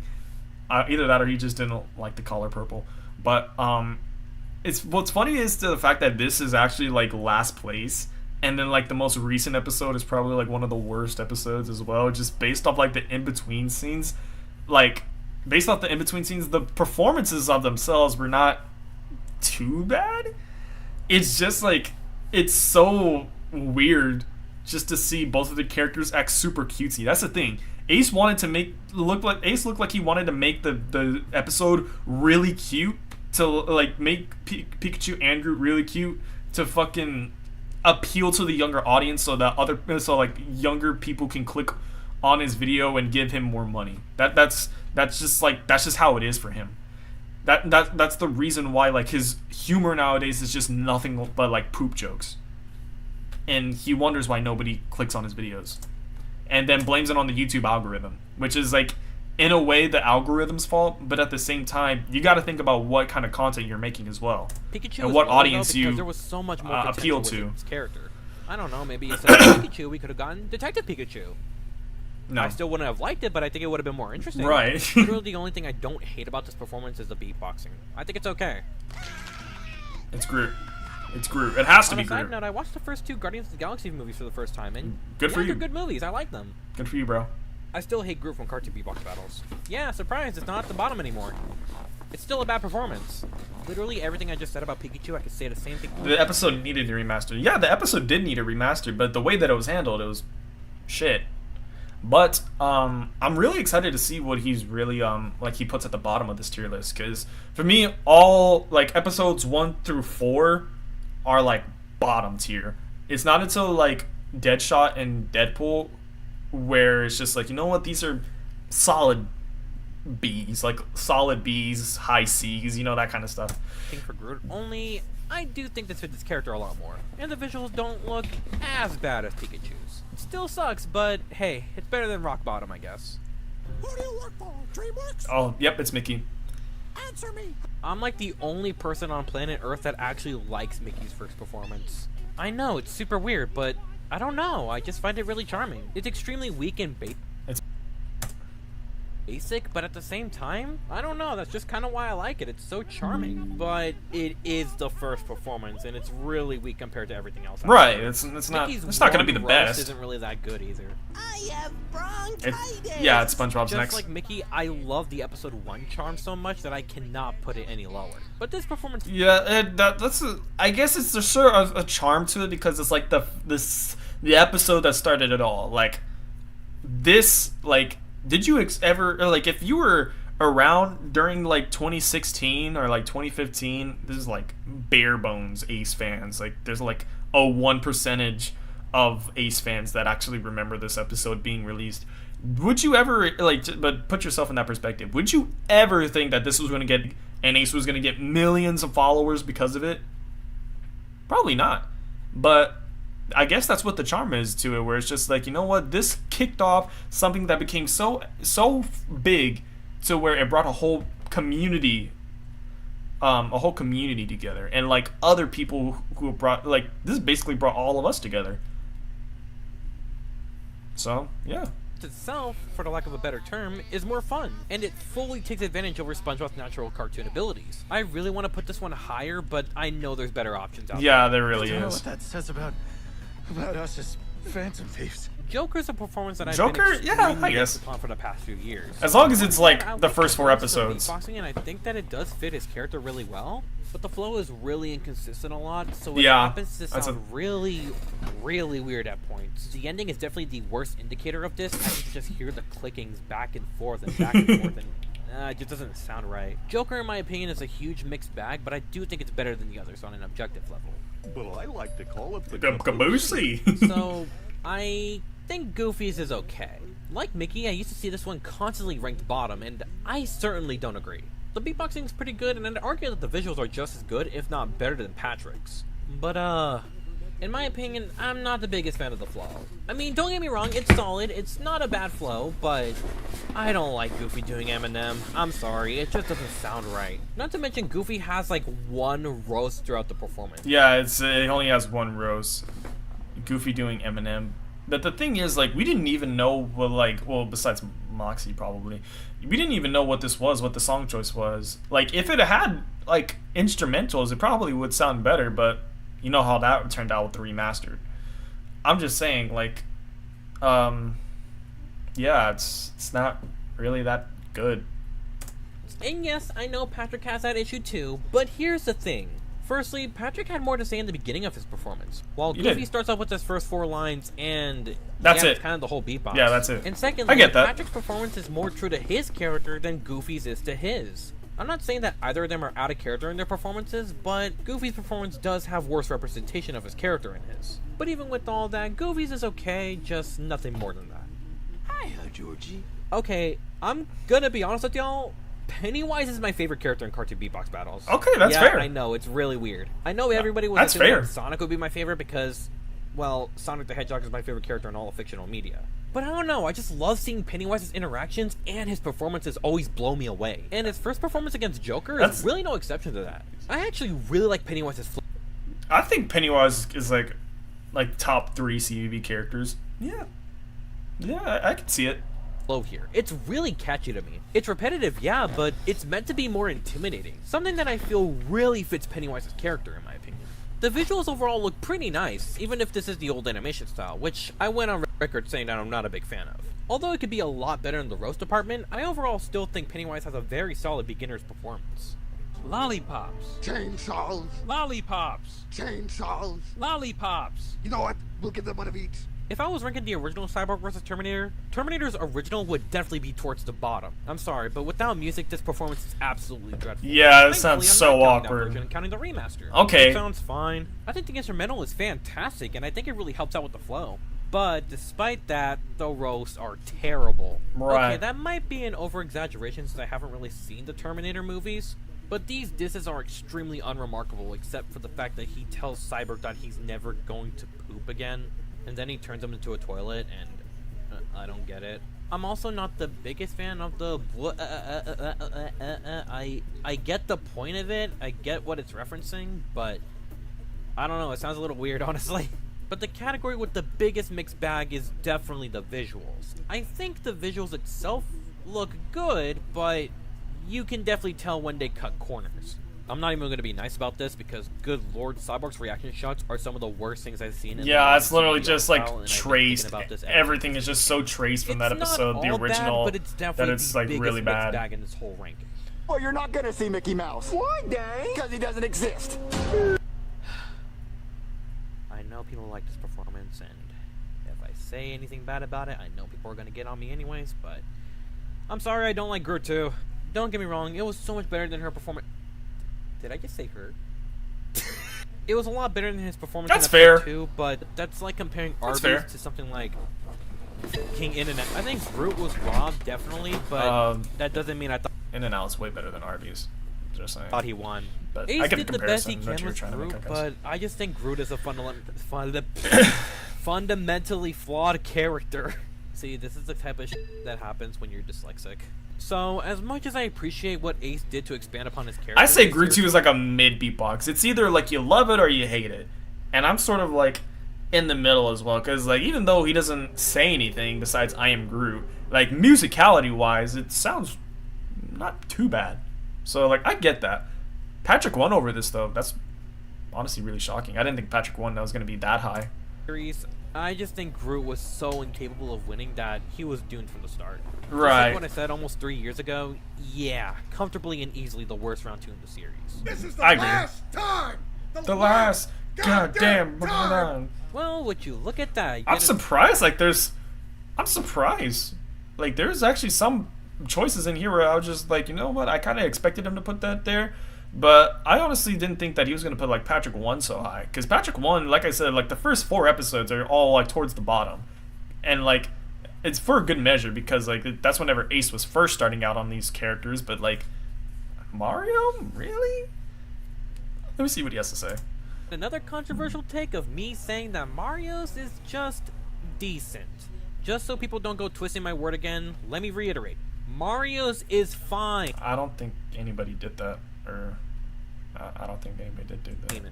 I still do think that the autotune clashes with his accent way too much to the point where one could find it hard to understand him. The reason I bring this up so much is because everybody said this about Sonic 2, but Mario gets a pass for it. But with Sonic 2, the visuals at least provided some context for me to understand what he was getting at. Meanwhile, Mario's roasts were extremely vague and the visuals didn't help that much. I still don't understand what he's talking about in this part. I know what he says. He says, you got speed but you're really slow so it's not going to save you, but what the hell is he talking about? I just think that these roasts are extremely basic and at times subpar. That being said, I like just about everything else. As inconsistent as it is, I do think the visuals look pretty neat, the instrumental is good, and the beatboxing is great. Again, this is a B-tier performance. It's solid, but it has its flaws. So no, I don't hate Mario. Your precious there we go. At least Patrick 1 isn't higher, because like if you would have put in like top 20 or top 15, I would have been like, damn, I didn't think you'd like it that much. But is another it's a fair placement, right? Really like towards the middle a little bit. Like well, not Pennywise, towards the middle, like towards like the bottom half of the middle. I get it. Fantastic in this one. I think that's probably why he put it like a little bit higher, because the beatboxing does go crazy. Visuals here are also really neat, conveying Patrick's stupidity and his emotions. But as we'll later see, we see this concept expanded to its maximum in his later performances. Cyborg, okay. Compared to Terminator, Cyborg's remaster is not that much of an improvement, it's not but that that's because bad. I always thought the beatbox itself was good. I don't even know how this is possible, but I just think Bad by Michael Jackson was a perfect fit for him. The beatbox itself is just so smooth and has an amazing rhythm to it. This one is just so great to vibe to. I really like this one. It's not perfect, but the visuals are good, the beatboxing's great, and the lyrics are fairly solid. Is this Thanos 2? Please let it be Thanos 2. Yeah, Thanos! You like that little throwback?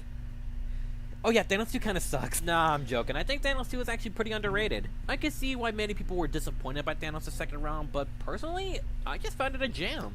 I will admit though that the chorus goes on for way too long to the point where it comes off as a bit repetitive, and Thanos' character was extremely toned down since he's facing Patrick.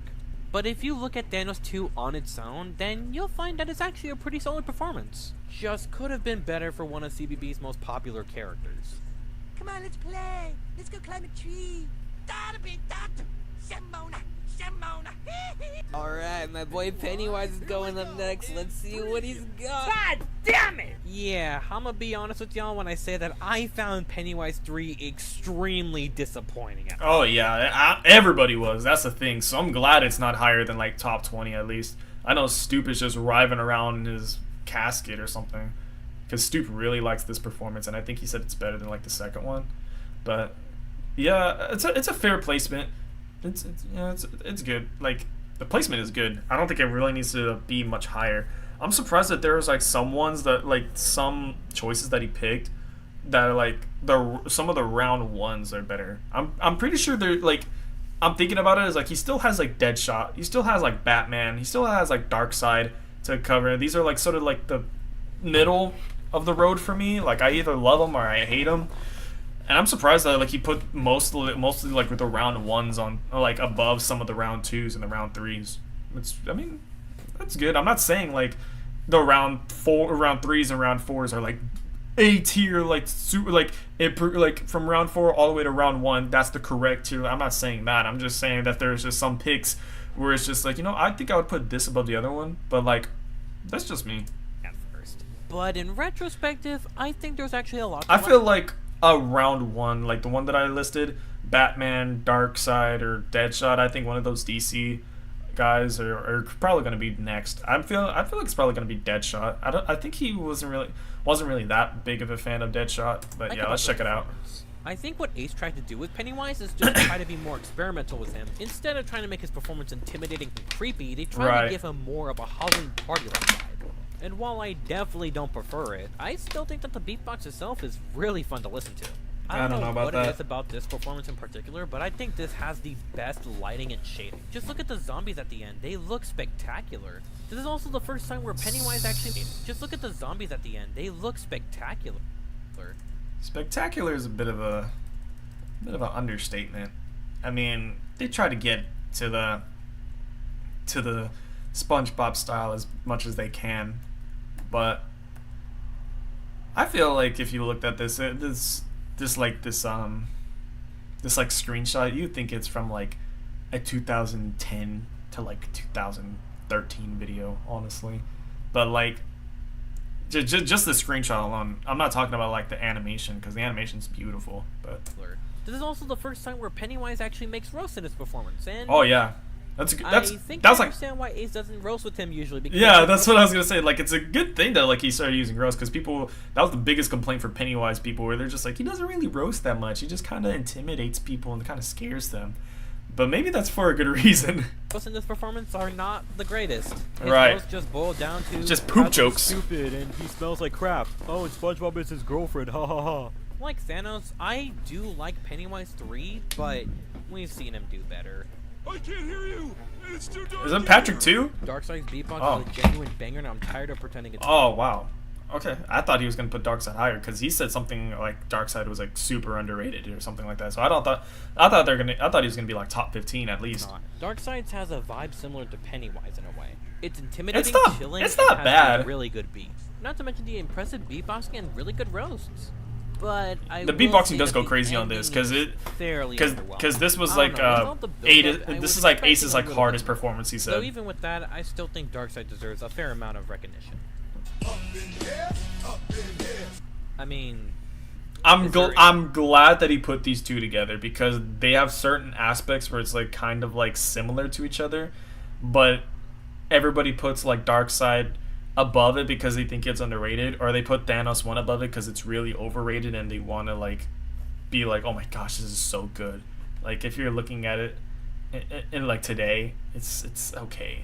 Anything else to say about Thanos 1 that has already been said? Don't get me wrong, I agree that the memes have completely oversaturated this performance, but I don't think it should hinder my enjoyment of the performance overall. So much just happens in Thanos 1 that there's just so much to really say that I think everyone's already said it. It's extremely overwhelming with how hard it goes. And Thanos is not playing around, he wants Darkseid dead. I didn't put this any higher because it's just not my preferable music taste. Nothing against Thanos 1, by the way, I just vibe with other performances is all. This will always be seen as a fan favorite performance, and I could completely understand why. I've been meaning to tell you something. Shut up, you stupid. You know what's really funny? In my old ranking from 2019, I had Sonic as my #1 favorite performance in the whole show. And in 2020, his first solo was ranked number 7, and his second solo was ranked number 2. So while his second solo is still in my top 10, his first solo isn't even in the top 15. But that is not to say that Sonic 1 has aged like milk. The best part about this performance is easily Sonic's portrayal. Sonic in this performance is an absolute douchebag. That's how the 90s portrayed him, especially towards Mario. So I'm glad Ace really took note of that, and I think that Sonic 1 did a better portrayal. Too bad that like Ace really couldn't keep up that sort of portrayal until like round 2. Like in round 2, like he still is like that 90s sort of douchebag, but like whenever Ace references like the 2000s, that's where it was just like, okay, are you referencing the 90s? Are you referencing 2000s? Are you referencing, because like even there's some like Sonic references that he like puts in and he thinks that he knows it, but at the same time he's just like, that is not the Sonic reference. And I don't know anything about Sonic, but at least like you know when it's correct, and other people say like, no, that's not correct, but Of his character in Sonic 2. Though in Sonic 2, he literally went up against someone he didn't know as opposed to his actual rival, so I guess that makes sense. Although I think Mario had better roasts in the dialogue portions, when it comes to the actual beatbox roasts, nah, Sonic wiped the floor with him, I'm sorry. I mean, the part where he takes Princess Peach from the castle to prove a point to Mario was so funny and so clever. It was funny in Black Panther 2 as well, don't get me wrong, but it just didn't really make a lot of sense. Supersonic was hype. And of course, there's the part where Sonic goes supersonic, and I'll be honest, I find Sonic's voice to be a little bit annoying in this portion, hence to why it's not as hot. Even with that, this performance is still really good, just it got knocked down by a lot of competition, and I do have a few nitpicks with it. I farted. Okay, we're getting into the A tiers, boys. We're getting to the A tiers. If the Mario take doesn't get me killed, then I think this will. Patrick 3? I think Black Panther 3 is overrated. Oh, jeez, yeah. Yeah, I figured this was... It was either one of the round 3s. I don't really know why he still, like, doesn't really like Black Panther 3. I don't really know. Because I know why I like Black Panther 3. But, like, the way that he says Black Panther 3 is just, like... He acts like he's watched these movies before. Whenever he doesn't really watch a lot of live action stuff.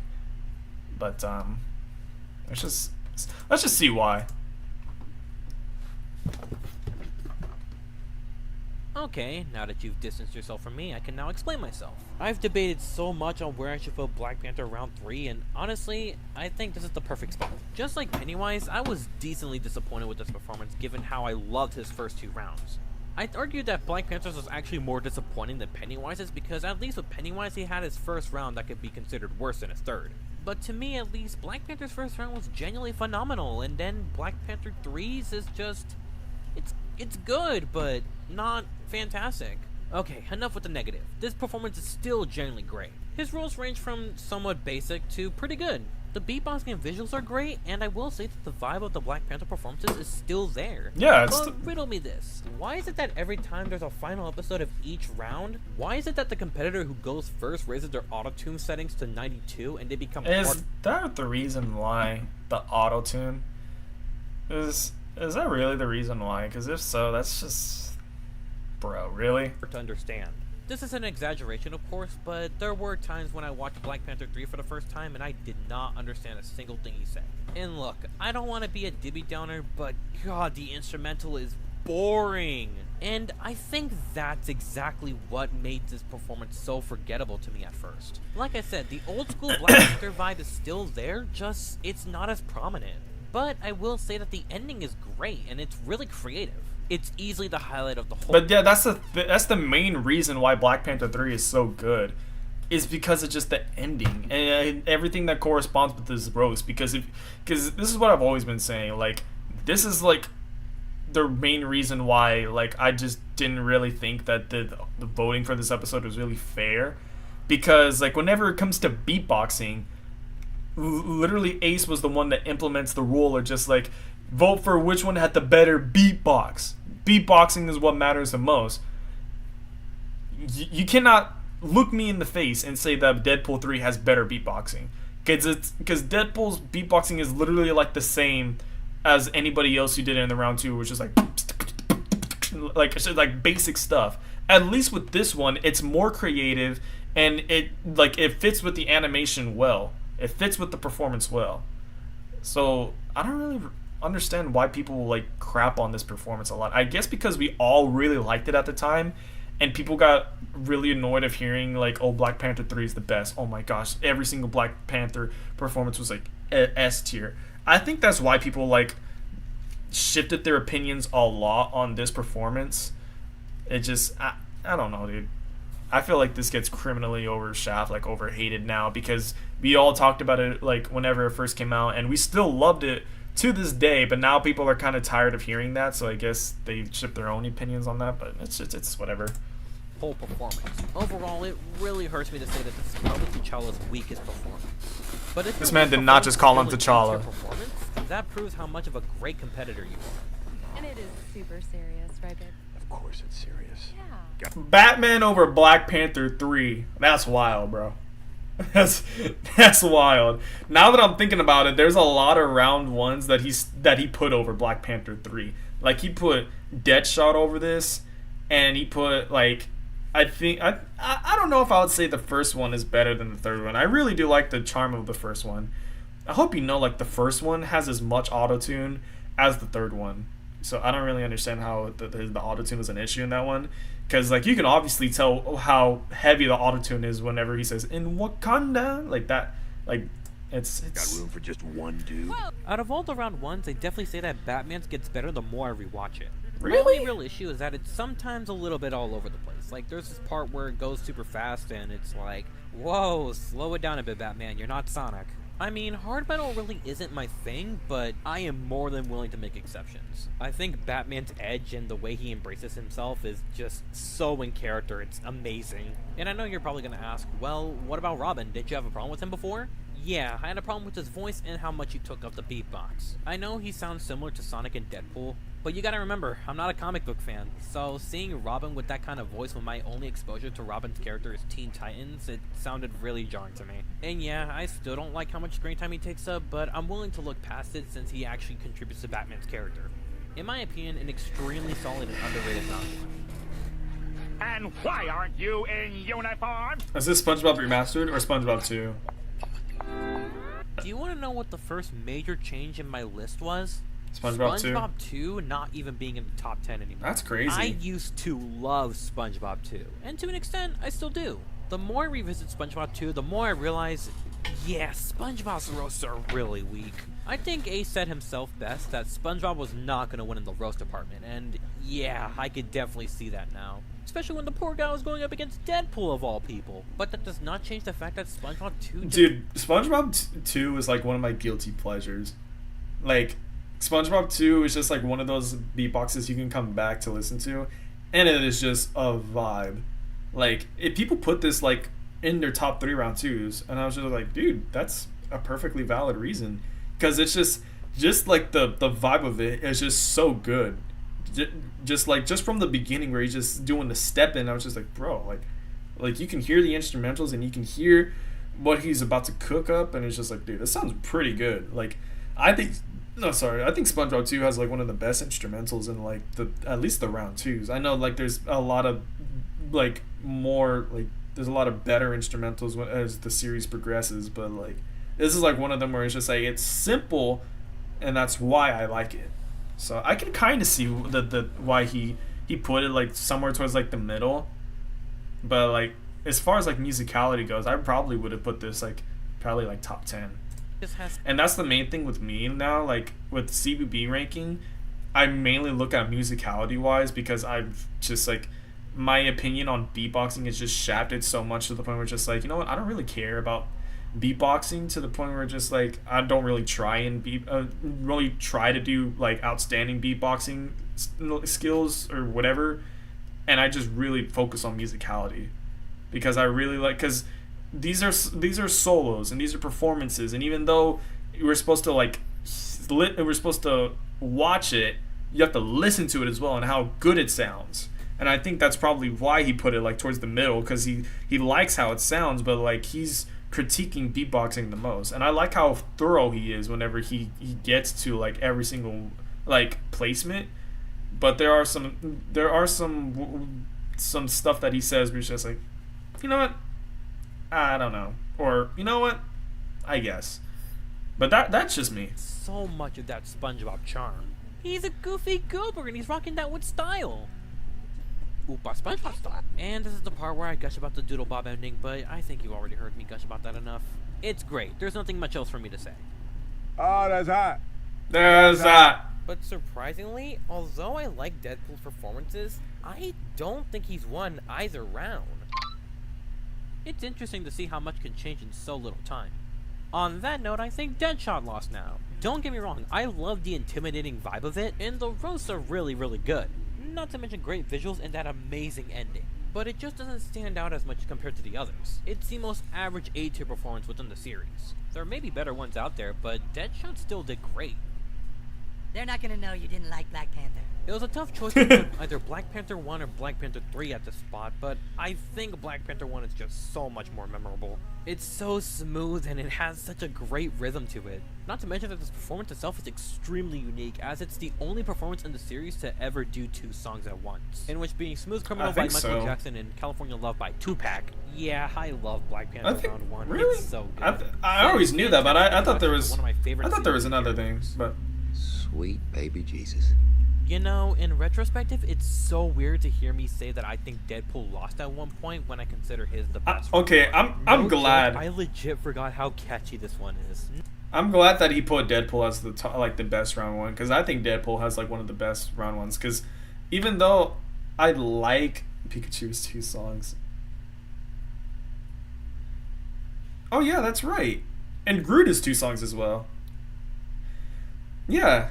Groot is 2 songs as well. I don't know what the fuck he's talking about. Because Groot, like, he does Gangnam Style, and then he does Push It at the end, where he's like dun dun dun dun dun dun dun dun dun. It's like it's a faster version, because Push It originally is just like dun dun dun dun dun dun dun dun. It's more like slower. It has a slower tempo to it, but. Not to mention, it's alright, he got his facts wrong. That's no big deal. This is definitely the best Deadpool's character has been represented in cartoon beatbox battles. He's not holding anything back. He's going to town. He's all the innuendos, pop culture references, and the roasts. This performance is just Deadpool being purely Deadpool, yeah. Nothing else. And it is so fun to watch. Is dubstep still a thing? I used to think that Deadpool 2 was weaker than Deadpool 1, but honestly, I think they're both on the same level. I just think Deadpool 2 is just so much more of a vibe and just clicks. I'm kind of glad that he ranked these two like closely together, because like Deadpool doesn't really do anything like crazy for his beatboxing, but it's still like on the same level as his Round 1 whenever it comes to just like matching the vibe of it. Like Thanos, Deadpool was toned down a little bit because he's facing a SpongeBob character. But with Deadpool, I don't mind it because Deadpool is still, well, Deadpool. He's still goofy, dirty, and has so much up his sleeve. Deadpool's such an entertaining character in the series that even when he's lacking... The fact that Deadpool 3 is top 10, bro. I don't... Dude, that Deadpool 3 was one of those beatboxes where I just went back and I was just like, what am I even listening to? Like, if I'm, like, if you take everything away, I love the instrumental. I love the instrumental of Deadpool 3. But that's the only good thing about it. The roast are lackluster, and the beatboxing is not even present. You just like the instrumentals is what carries Deadpool 3. So I think that he's gonna put Deadpool 3 really high, and like give some sort of excuse to like make it really high. But I'm not excited to see it this high, dude. Because I think like Deadpool 3 is like mid.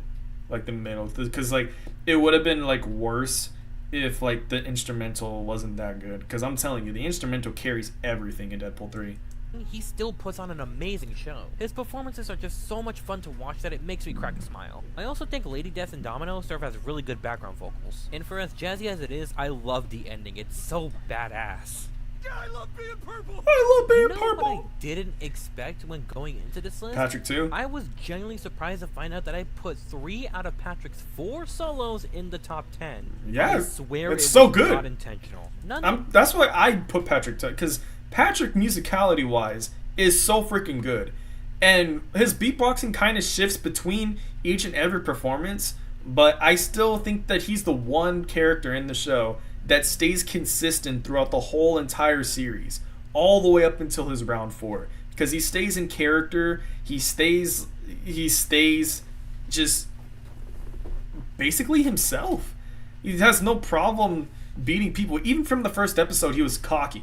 Even from the first episode, he's like, yeah, right, I'm going against a dog. Like, bro, like talking dog. And then he goes up against a literal mad titan, and he's not even bothered. He's like, this guy's scared of me.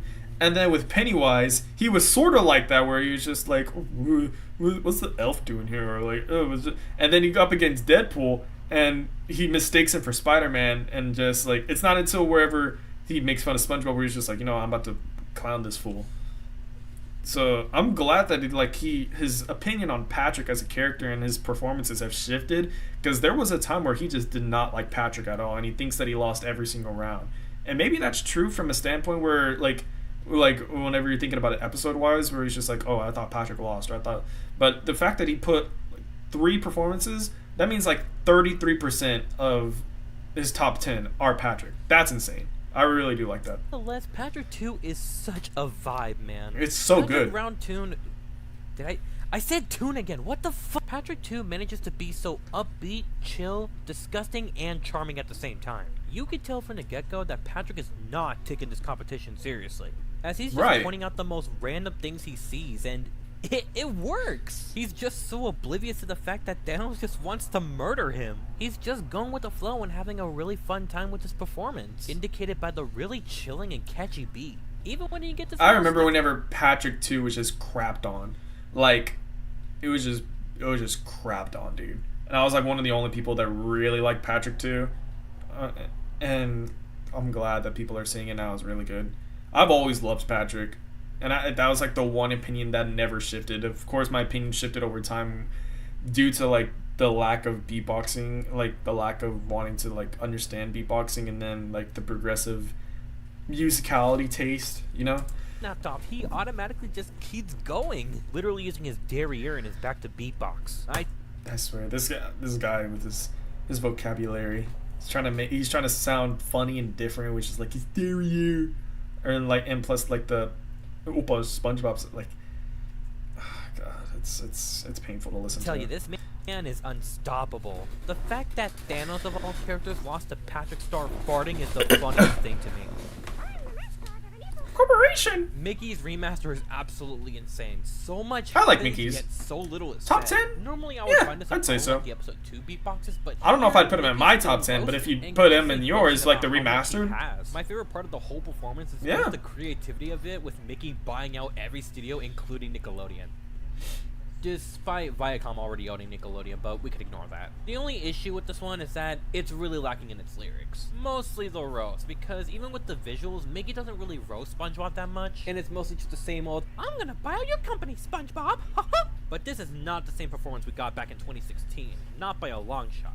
It has a really good rhythm to it, has nice beatboxing, and have I mentioned the visuals yet? Because, good lord, they look beautiful. You could tell that the animators at least had some experience working on a Mickey Mouse project. He looks so accurate, and there's just so many nice callbacks to other Mickey Mouse media. And being a big Disney fan throughout my entire life, this was nice to see. Really happy we got to see Mickey again. Hi, my name is SpongeBob. But like the Okay, original I'm glad these are. SpongeBob I'm glad that these two are together. well, it's really Because like they're very similar whenever it comes to like musicality wise, but the one thing that kind of differs is that SpongeBob's like ending is like so drastically changed instrumentally from Mickey's that it's just like I really think that like the SpongeBob Remastered is like definitely top 5, and I'm glad that it hit like the top 10. really equal this time. It's similar to Mickey's to how it's pretty basic for a remaster, but at the same time, it's visually amazing. I just like SpongeBob's callbacks more within the visuals, and I also think that the performance itself is a lot more expressive, lively, and really wacky.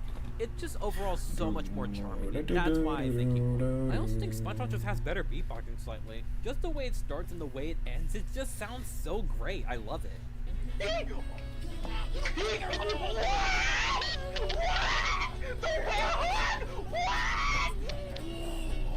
Sonic 2 may not be my personal favorite anymore, but I still absolutely adore it. And yeah, I know it's somewhat hard to understand what he's saying because of the autotune, but honestly, I never had that issue, at least not to the extent of Yeah, he gives this one a pass. I wonder why. everyone else. That's because the visuals are not only super helpful, but they're just so lively and great. I mean, Sonic just looks a million times better in his second performance. Like, look at how he looks in his round 1. He looks like dog shit. Seriously, the only time he looked good in that episode is when he was traced. Despite the fact that Sonic had more merit in his first performance, he's just vibing. I love that. Again, it just feels like he's just going with the flow and having fun. And I tell you, this is the most I've smiled throughout a CBB performance. You gotta remember, this came out in 2020, where there was a giant Sonic the Hedgehog drought. The only officially released pieces of Sonic Mania that was worth like I've taken this like 15 times. I can't do this. The comics and the movies were basically the only cool things around this time, and even then I don't think everyone was into those. But then this performance came along, and it reminded me why I love Sonic to begin with. The memorable music, the characters, and of course the creativity within the series, such as the Werehog. I still think Black Panther won, but hey, Sonic 2 still means a lot to me. We should take Bikini Bottom and push it somewhere else. You think it's gonna be Patrick 4 or Patrick 3? I say Patrick 3, because I think Patrick 4 is slightly a little bit better than Patrick 3. But if you're talking about like overall, I would say Patrick 3, because Patrick 4, it's the audio issue just always brings it down. I know what I just said, but like it just depends what kind of mood I'm in, honestly. Because like Patrick 3 and Patrick 4 came around like the same time. There's like I think there's like a 1-year difference or so, but episode wise it's not far from each other. So like it really just depends what mood I'm in. Like if I want to listen to Patrick 3, I'll listen to Patrick 3. But if I want to listen to Patrick 4, I'll listen to Patrick 4. You know what I'm saying? I used to strongly dislike Patrick 3 when it first came out. But then I rewatched it a few more times, and then I realized it was one of my favorite performances the whole series has ever made. It's so just fun. Patrick 2 again, but it's a lot more fun. It's a lot more It's funny, so good. clever, I love charming, it. Catchy. It just has better everything. This is the pure definition of an earworm. It's so catchy. And in my opinion, this definitely has one of the best instrumentals in the entire show. And I especially love how it clutches with Patrick's little da da do da do da da do. And it plays throughout the entirety of the performance, and that's just such a nice little detail. I know 8 does this with every performance, but I think that this is the first that made me realize that. Not to mention, this is definitely one of the first performances to have HD audio.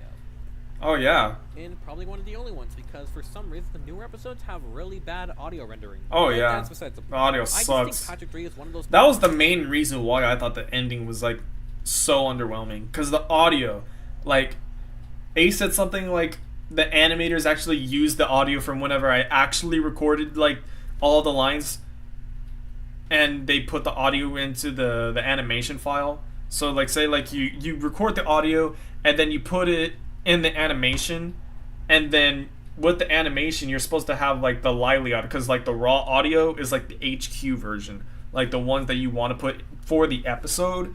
But no, he just left it. He put the audio in the animators, and then he used the animator audio into the full episode instead of using the HQ original raw audio. Like, what the fuck? That just gets better with age. Hey, this is future editing happening here. I meant to add in this portion later, but yeah, I don't like the part where Patrick sees a dookie. That actually made me cringe when I first watched the episode. I'm gonna be honest. That was funny as shit. Right up Main Street. Deadpool 3 is so damn rad, dude. I absolutely love it. But okay, I'm gonna address the elephant in the room.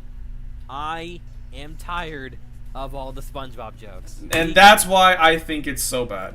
That's why I think it's so bad, because he uses nothing like the roast. That's the main reason why. The roast in this one are just so shit compared to any other Deadpool roast. Any other Deadpool performance, his roasts are a million times better. But this one, it was just nothing but cat jokes and SpongeBob references. Why? He could have said so much, but I get it. Like, everything that was said about Black Panther has probably already been said, so to actually, like, create new roast for it, you'd have to go back and, like, read comic books, and Ace doesn't do that. Ace literally looks at these movies. He, like, literally watches the movies, and then if he doesn't know a character, he'll just look at a character's wiki and then just base everything off of that. Makes no sense. You get it, Ace. You think SpongeBob's overrated. But anywho, I think Deadpool 3 is phenomenal. It is so ridiculous, but it is oh so satisfying to listen to.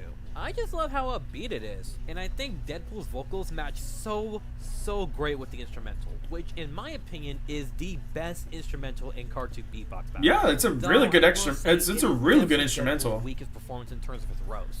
Besides that, though, it is a 9 out of 10 across the board. Oh, God. This is definitely the performance that made me realize how much I love Deadpool's performances and Deadpool as a character. Easy top-tier performance.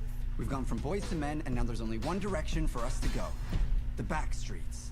I could just say Black Panther 2 is amazing and call it a day. In which I'm going to do that. Pedro Pony.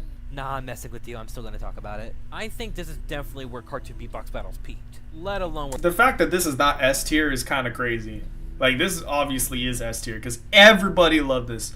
As soon as it came out, this was the #1 beatbox. And then if you look back at the rankings, even back then, and some now, Black Panther 3 is always in, like, top 5, or always top 3. So, I think it deserves to be an S, but I kind of get it, where it's just like, it has great if it's perfect, then why'd you put it in A?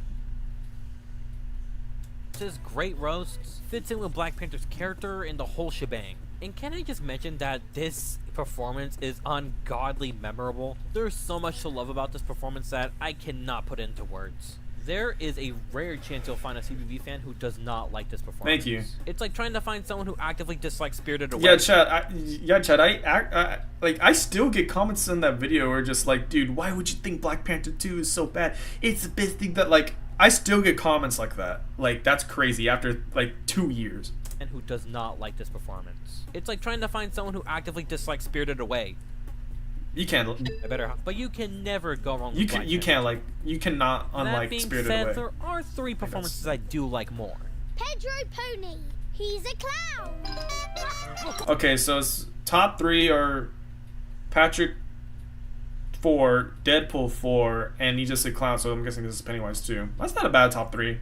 That's not a bad top 3. Now this is where the show really peaked. I'm gonna make this portion brief since I've already talked about it 2 times already, so I don't want to sound redundant. Pennywise's haunting and intimidating creepy nature is put on full display in this performance. He's threatening. Dude, the instrumental is what makes this like the best, like one of the best beatboxes, because like that and the mixing with Pennywise's vocals as well, mixed with like the deep demon voice in the background, is what makes it so sinister to the point where it's just like, holy shit. Like, you feel the aesthetic of the performance. So yeah, I do get that. To murder a baby plant. And the way he torments and manipulates Groot, especially at the ending portion, this really goes to show how extraordinary the round 2 Yeah, I agree. Were. Like top Pennywise 2 is the reason why Pennywise is my favorite character in this series. That's I completely understand if one would find it to not be their thing, and to an extent, it's not fully my thing either. But this is my favorite round 2 just because of how experimental, creepy, interesting, and how much effort was put into this. Not only the animation, but the beatboxing as well. I love you, Pennywise. Wait, hold up. So, we're finally at the top 2. I'm gonna be honest with you guys, this was probably the hardest decision to make throughout this entire list. And I know what I'm about to say is probably gonna come off as extremely controversial, but here we go. 1, 2, what? So you might have noticed a pattern at this point that I actually agree with every single winner in Cartoon Beat. Yeah, we've known this. All except for one. I swear. That's ironically enough the final episode, Deadpool versus Patrick. So who ended up winning, I hear you ask? Well, honestly, I have no clue. In the epilogue episode, we see Ace giving Patrick the trophy, but he then backpedaled and said that Deadpool won on Discord. So who did I think won the finale? Honestly, neither of them. Get the f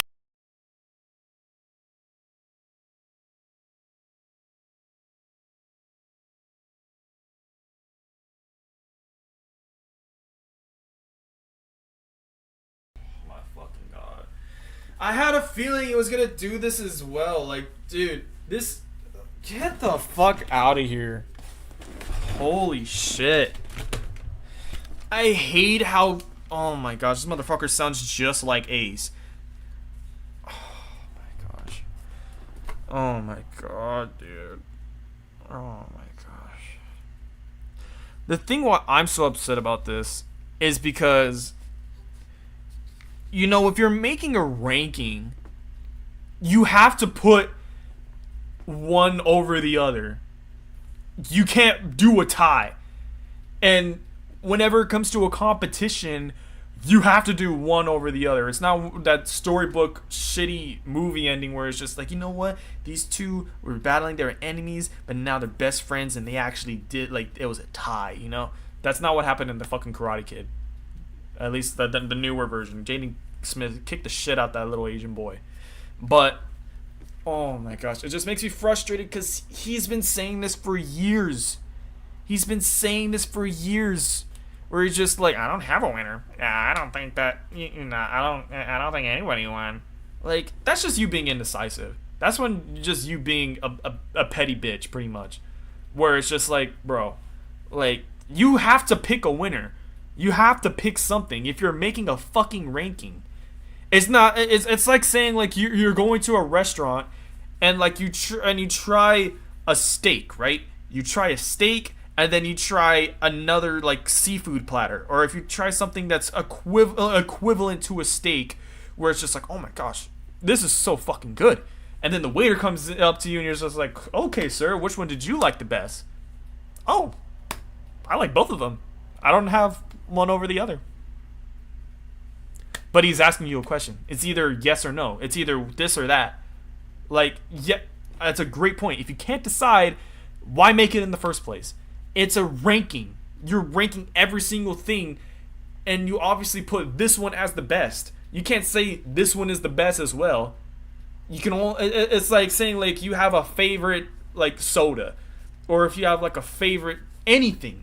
You have a favorite sport, you have a favorite hobby, you have a favorite type of car, you have a favorite type of shoes, you have a favorite type of thing. You obviously like this thing better than the other thing, and that's why it's your top, you're like your top thing. Why? It makes no sense. And that's what pisses me off. Like, I sat through fucking half an hour just for you to say that you have no number one, or you have no definitive number two. Are you I thought the whole thing was a tie from the beginning. But let's actually analyze the battle, starting with Patrick. It's another Patrick solo. It's really charming, really funny, and it has an overall really nice melody to it. Again, it's just Patrick being Patrick. but he's showing a lot more confidence this time because he already went up against the deadliest of opponents. And I will say the pacing is pretty different, and I think it's a really nice change for his final performance. And while his roasts are dumb, it fits his character and it actually kind of works. And that ending is so simple but adds so much value to this performance. It's a perfect way to cap off Patrick's record in CBB, the record of a lovable pink underdog. As for the other side of the coin, we have Deadpool 4. And let me tell you this right now, that before... Oh, shit. I accidentally clicked one of the things on my mouse. I have this little button on my mouse where if I press this one, it goes to the previous page, but if I press this one, it goes to the future page. Sorry about that, guys. Oh, let's pick back up. Let's pick back up. Pretty different, and I think it's a really nice change for his final performance. And while his roasts are dumb, oh god, it's doing it again. God damn it. Oh god. Oh, Jesus Christ. Deadpool 4. And let me tell you this right now, that before this episode came out, that I have grown to love Deadpool's performance. Then he just does a freaking Eminem rap song out of nowhere, and it's like, what? I'm over here expecting another Deadpool 3 or Deadpool 2, and like, no, we just get something akin to something like Rap God. This performance is a trip.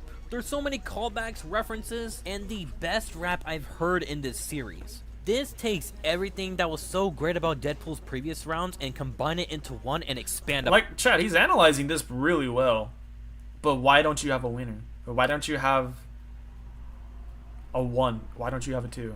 On those features. The rapping from Deadpool 1, the childish but funny humor from Deadpool 2, the ungodly instrumental from Deadpool 3, and the Deadpool charm from every single performance, including this one. So while I deeply apologize that this comes off as a cop-out, but I really couldn't decide which one was the best. I think both Deadpool and Patrick Round 4 were both the best ways to close out CBB Season 1, and honestly, that's why they are both tied for number 1. Why'd you even make the ranking? Why the fuck would you even make the fucking ranking? Why would you even make the ranking?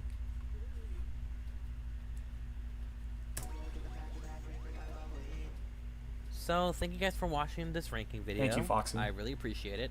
The actual ranking video is over now, but if you want to stay to hear the extra message, let's see what he says. Then, let's see what he says. That would make me really happy, actually. Nobody cares if you're happy or not. But yeah, I'm gonna sound a little cheesy here for a moment, but this is the main reason why my channel blew up, and I'm so grateful for all of y'all despite everything that I did. Really want to thank all of you guys. And I'm not just talking about the people watching this video, I mean everybody. This entire journey with cartoon beatbox battles means so much to me. It's a silly little cartoon beatboxing series, yeah, on the surface, but the series itself means so much to me. I mean, without cartoon beatbox battles, I don't think I would have gotten into Guardians of the Galaxy or even horror movies if it wasn't for Pennywise. And like I said before, it reignited my love for the Sonic the Hedgehog series with Sonic 2. Not only that, but it also expanded my love for music. Not to mention, it also reignited my love. Yeah, it's a good ranking video if you don't include what happened at the end. Like I probably would have given this ranking video like an 8 or like an 8.5, just based off because I kind of like the controversial takes because some of them are like, you know what, I can kind of understand where he's coming from, and even the ones where he's controversial, and I'm just like, I don't know. I kind of like that he put it there because he judges it harshly because his opinions change a lot. But after the ending, I was just like, dude, this is like a 6 now. It's like a 6.5. It's like mid, but voice acting and even animation. I had love for music. Not to mention, it also reignited my love for voice acting and even animation. I know it's a little silly to talk about this in retrospect, about a series about characters beatboxing against each other and rapping at the same time, and having that be a big inspiration for stuff you're into now. But it's the truth, and quite honestly, I also got amazing opportunities because of this series and because of the ranking videos. I mean, with the ranking videos, we got 10K, which I didn't really expect my 11-year-old self to really make it that far when first starting this channel. Like, almost 10 years ago, oh my gosh. I actually got to meet Verbal Ace himself within Discord calls, and even got a freaking Verbal Ace plushie signed by him. And Ace himself is not a perfect individual, I'm not pretending he is, but man, he's made a great impact on my life. Not just as a content creator, but in my social life in general. So, thank you to Verbal Ace for making the series. Thank you to all the... Chat, notice how he says thanks everybody, but he only is like thanking Verbal Ace and like his subscribers. He's not thanking his friends that actually got him to that place. Got him to where we gave him the ideas for all these other stuff and how he actually came out on this stuff. It's crazy, right? Like he didn't even mention his friends. Animators for animating the series. Oh, or maybe the video's not done yet. Let me see. Bringing it to life. And thank you for the viewers for watching not only Verbal Ace's content, but watching mine as well. So while this might mark the end for the Cartoon Beatbox Battles content on this channel, I still hope you stay around. But if you don't want to, that's perfectly fine, and I appreciate you even stopping by. As always, keep on being happy, Super Hat fans. Oh, yep, I was right. Let's see.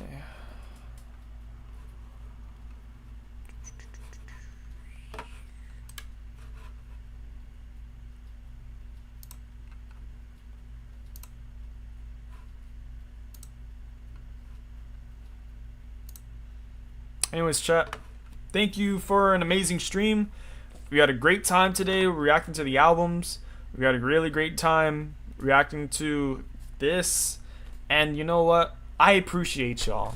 I appreciate y'all as well for sticking by for the stream. Anybody who's even here for like 1 viewer all the way to 10 viewers, it doesn't matter. You already know my channel's small. I also want to thank all my friends as well, because they're the reason why they gave me motivation to make videos. They gave me the motivation to come up with the ideas and how I come up with different stuff for my channel.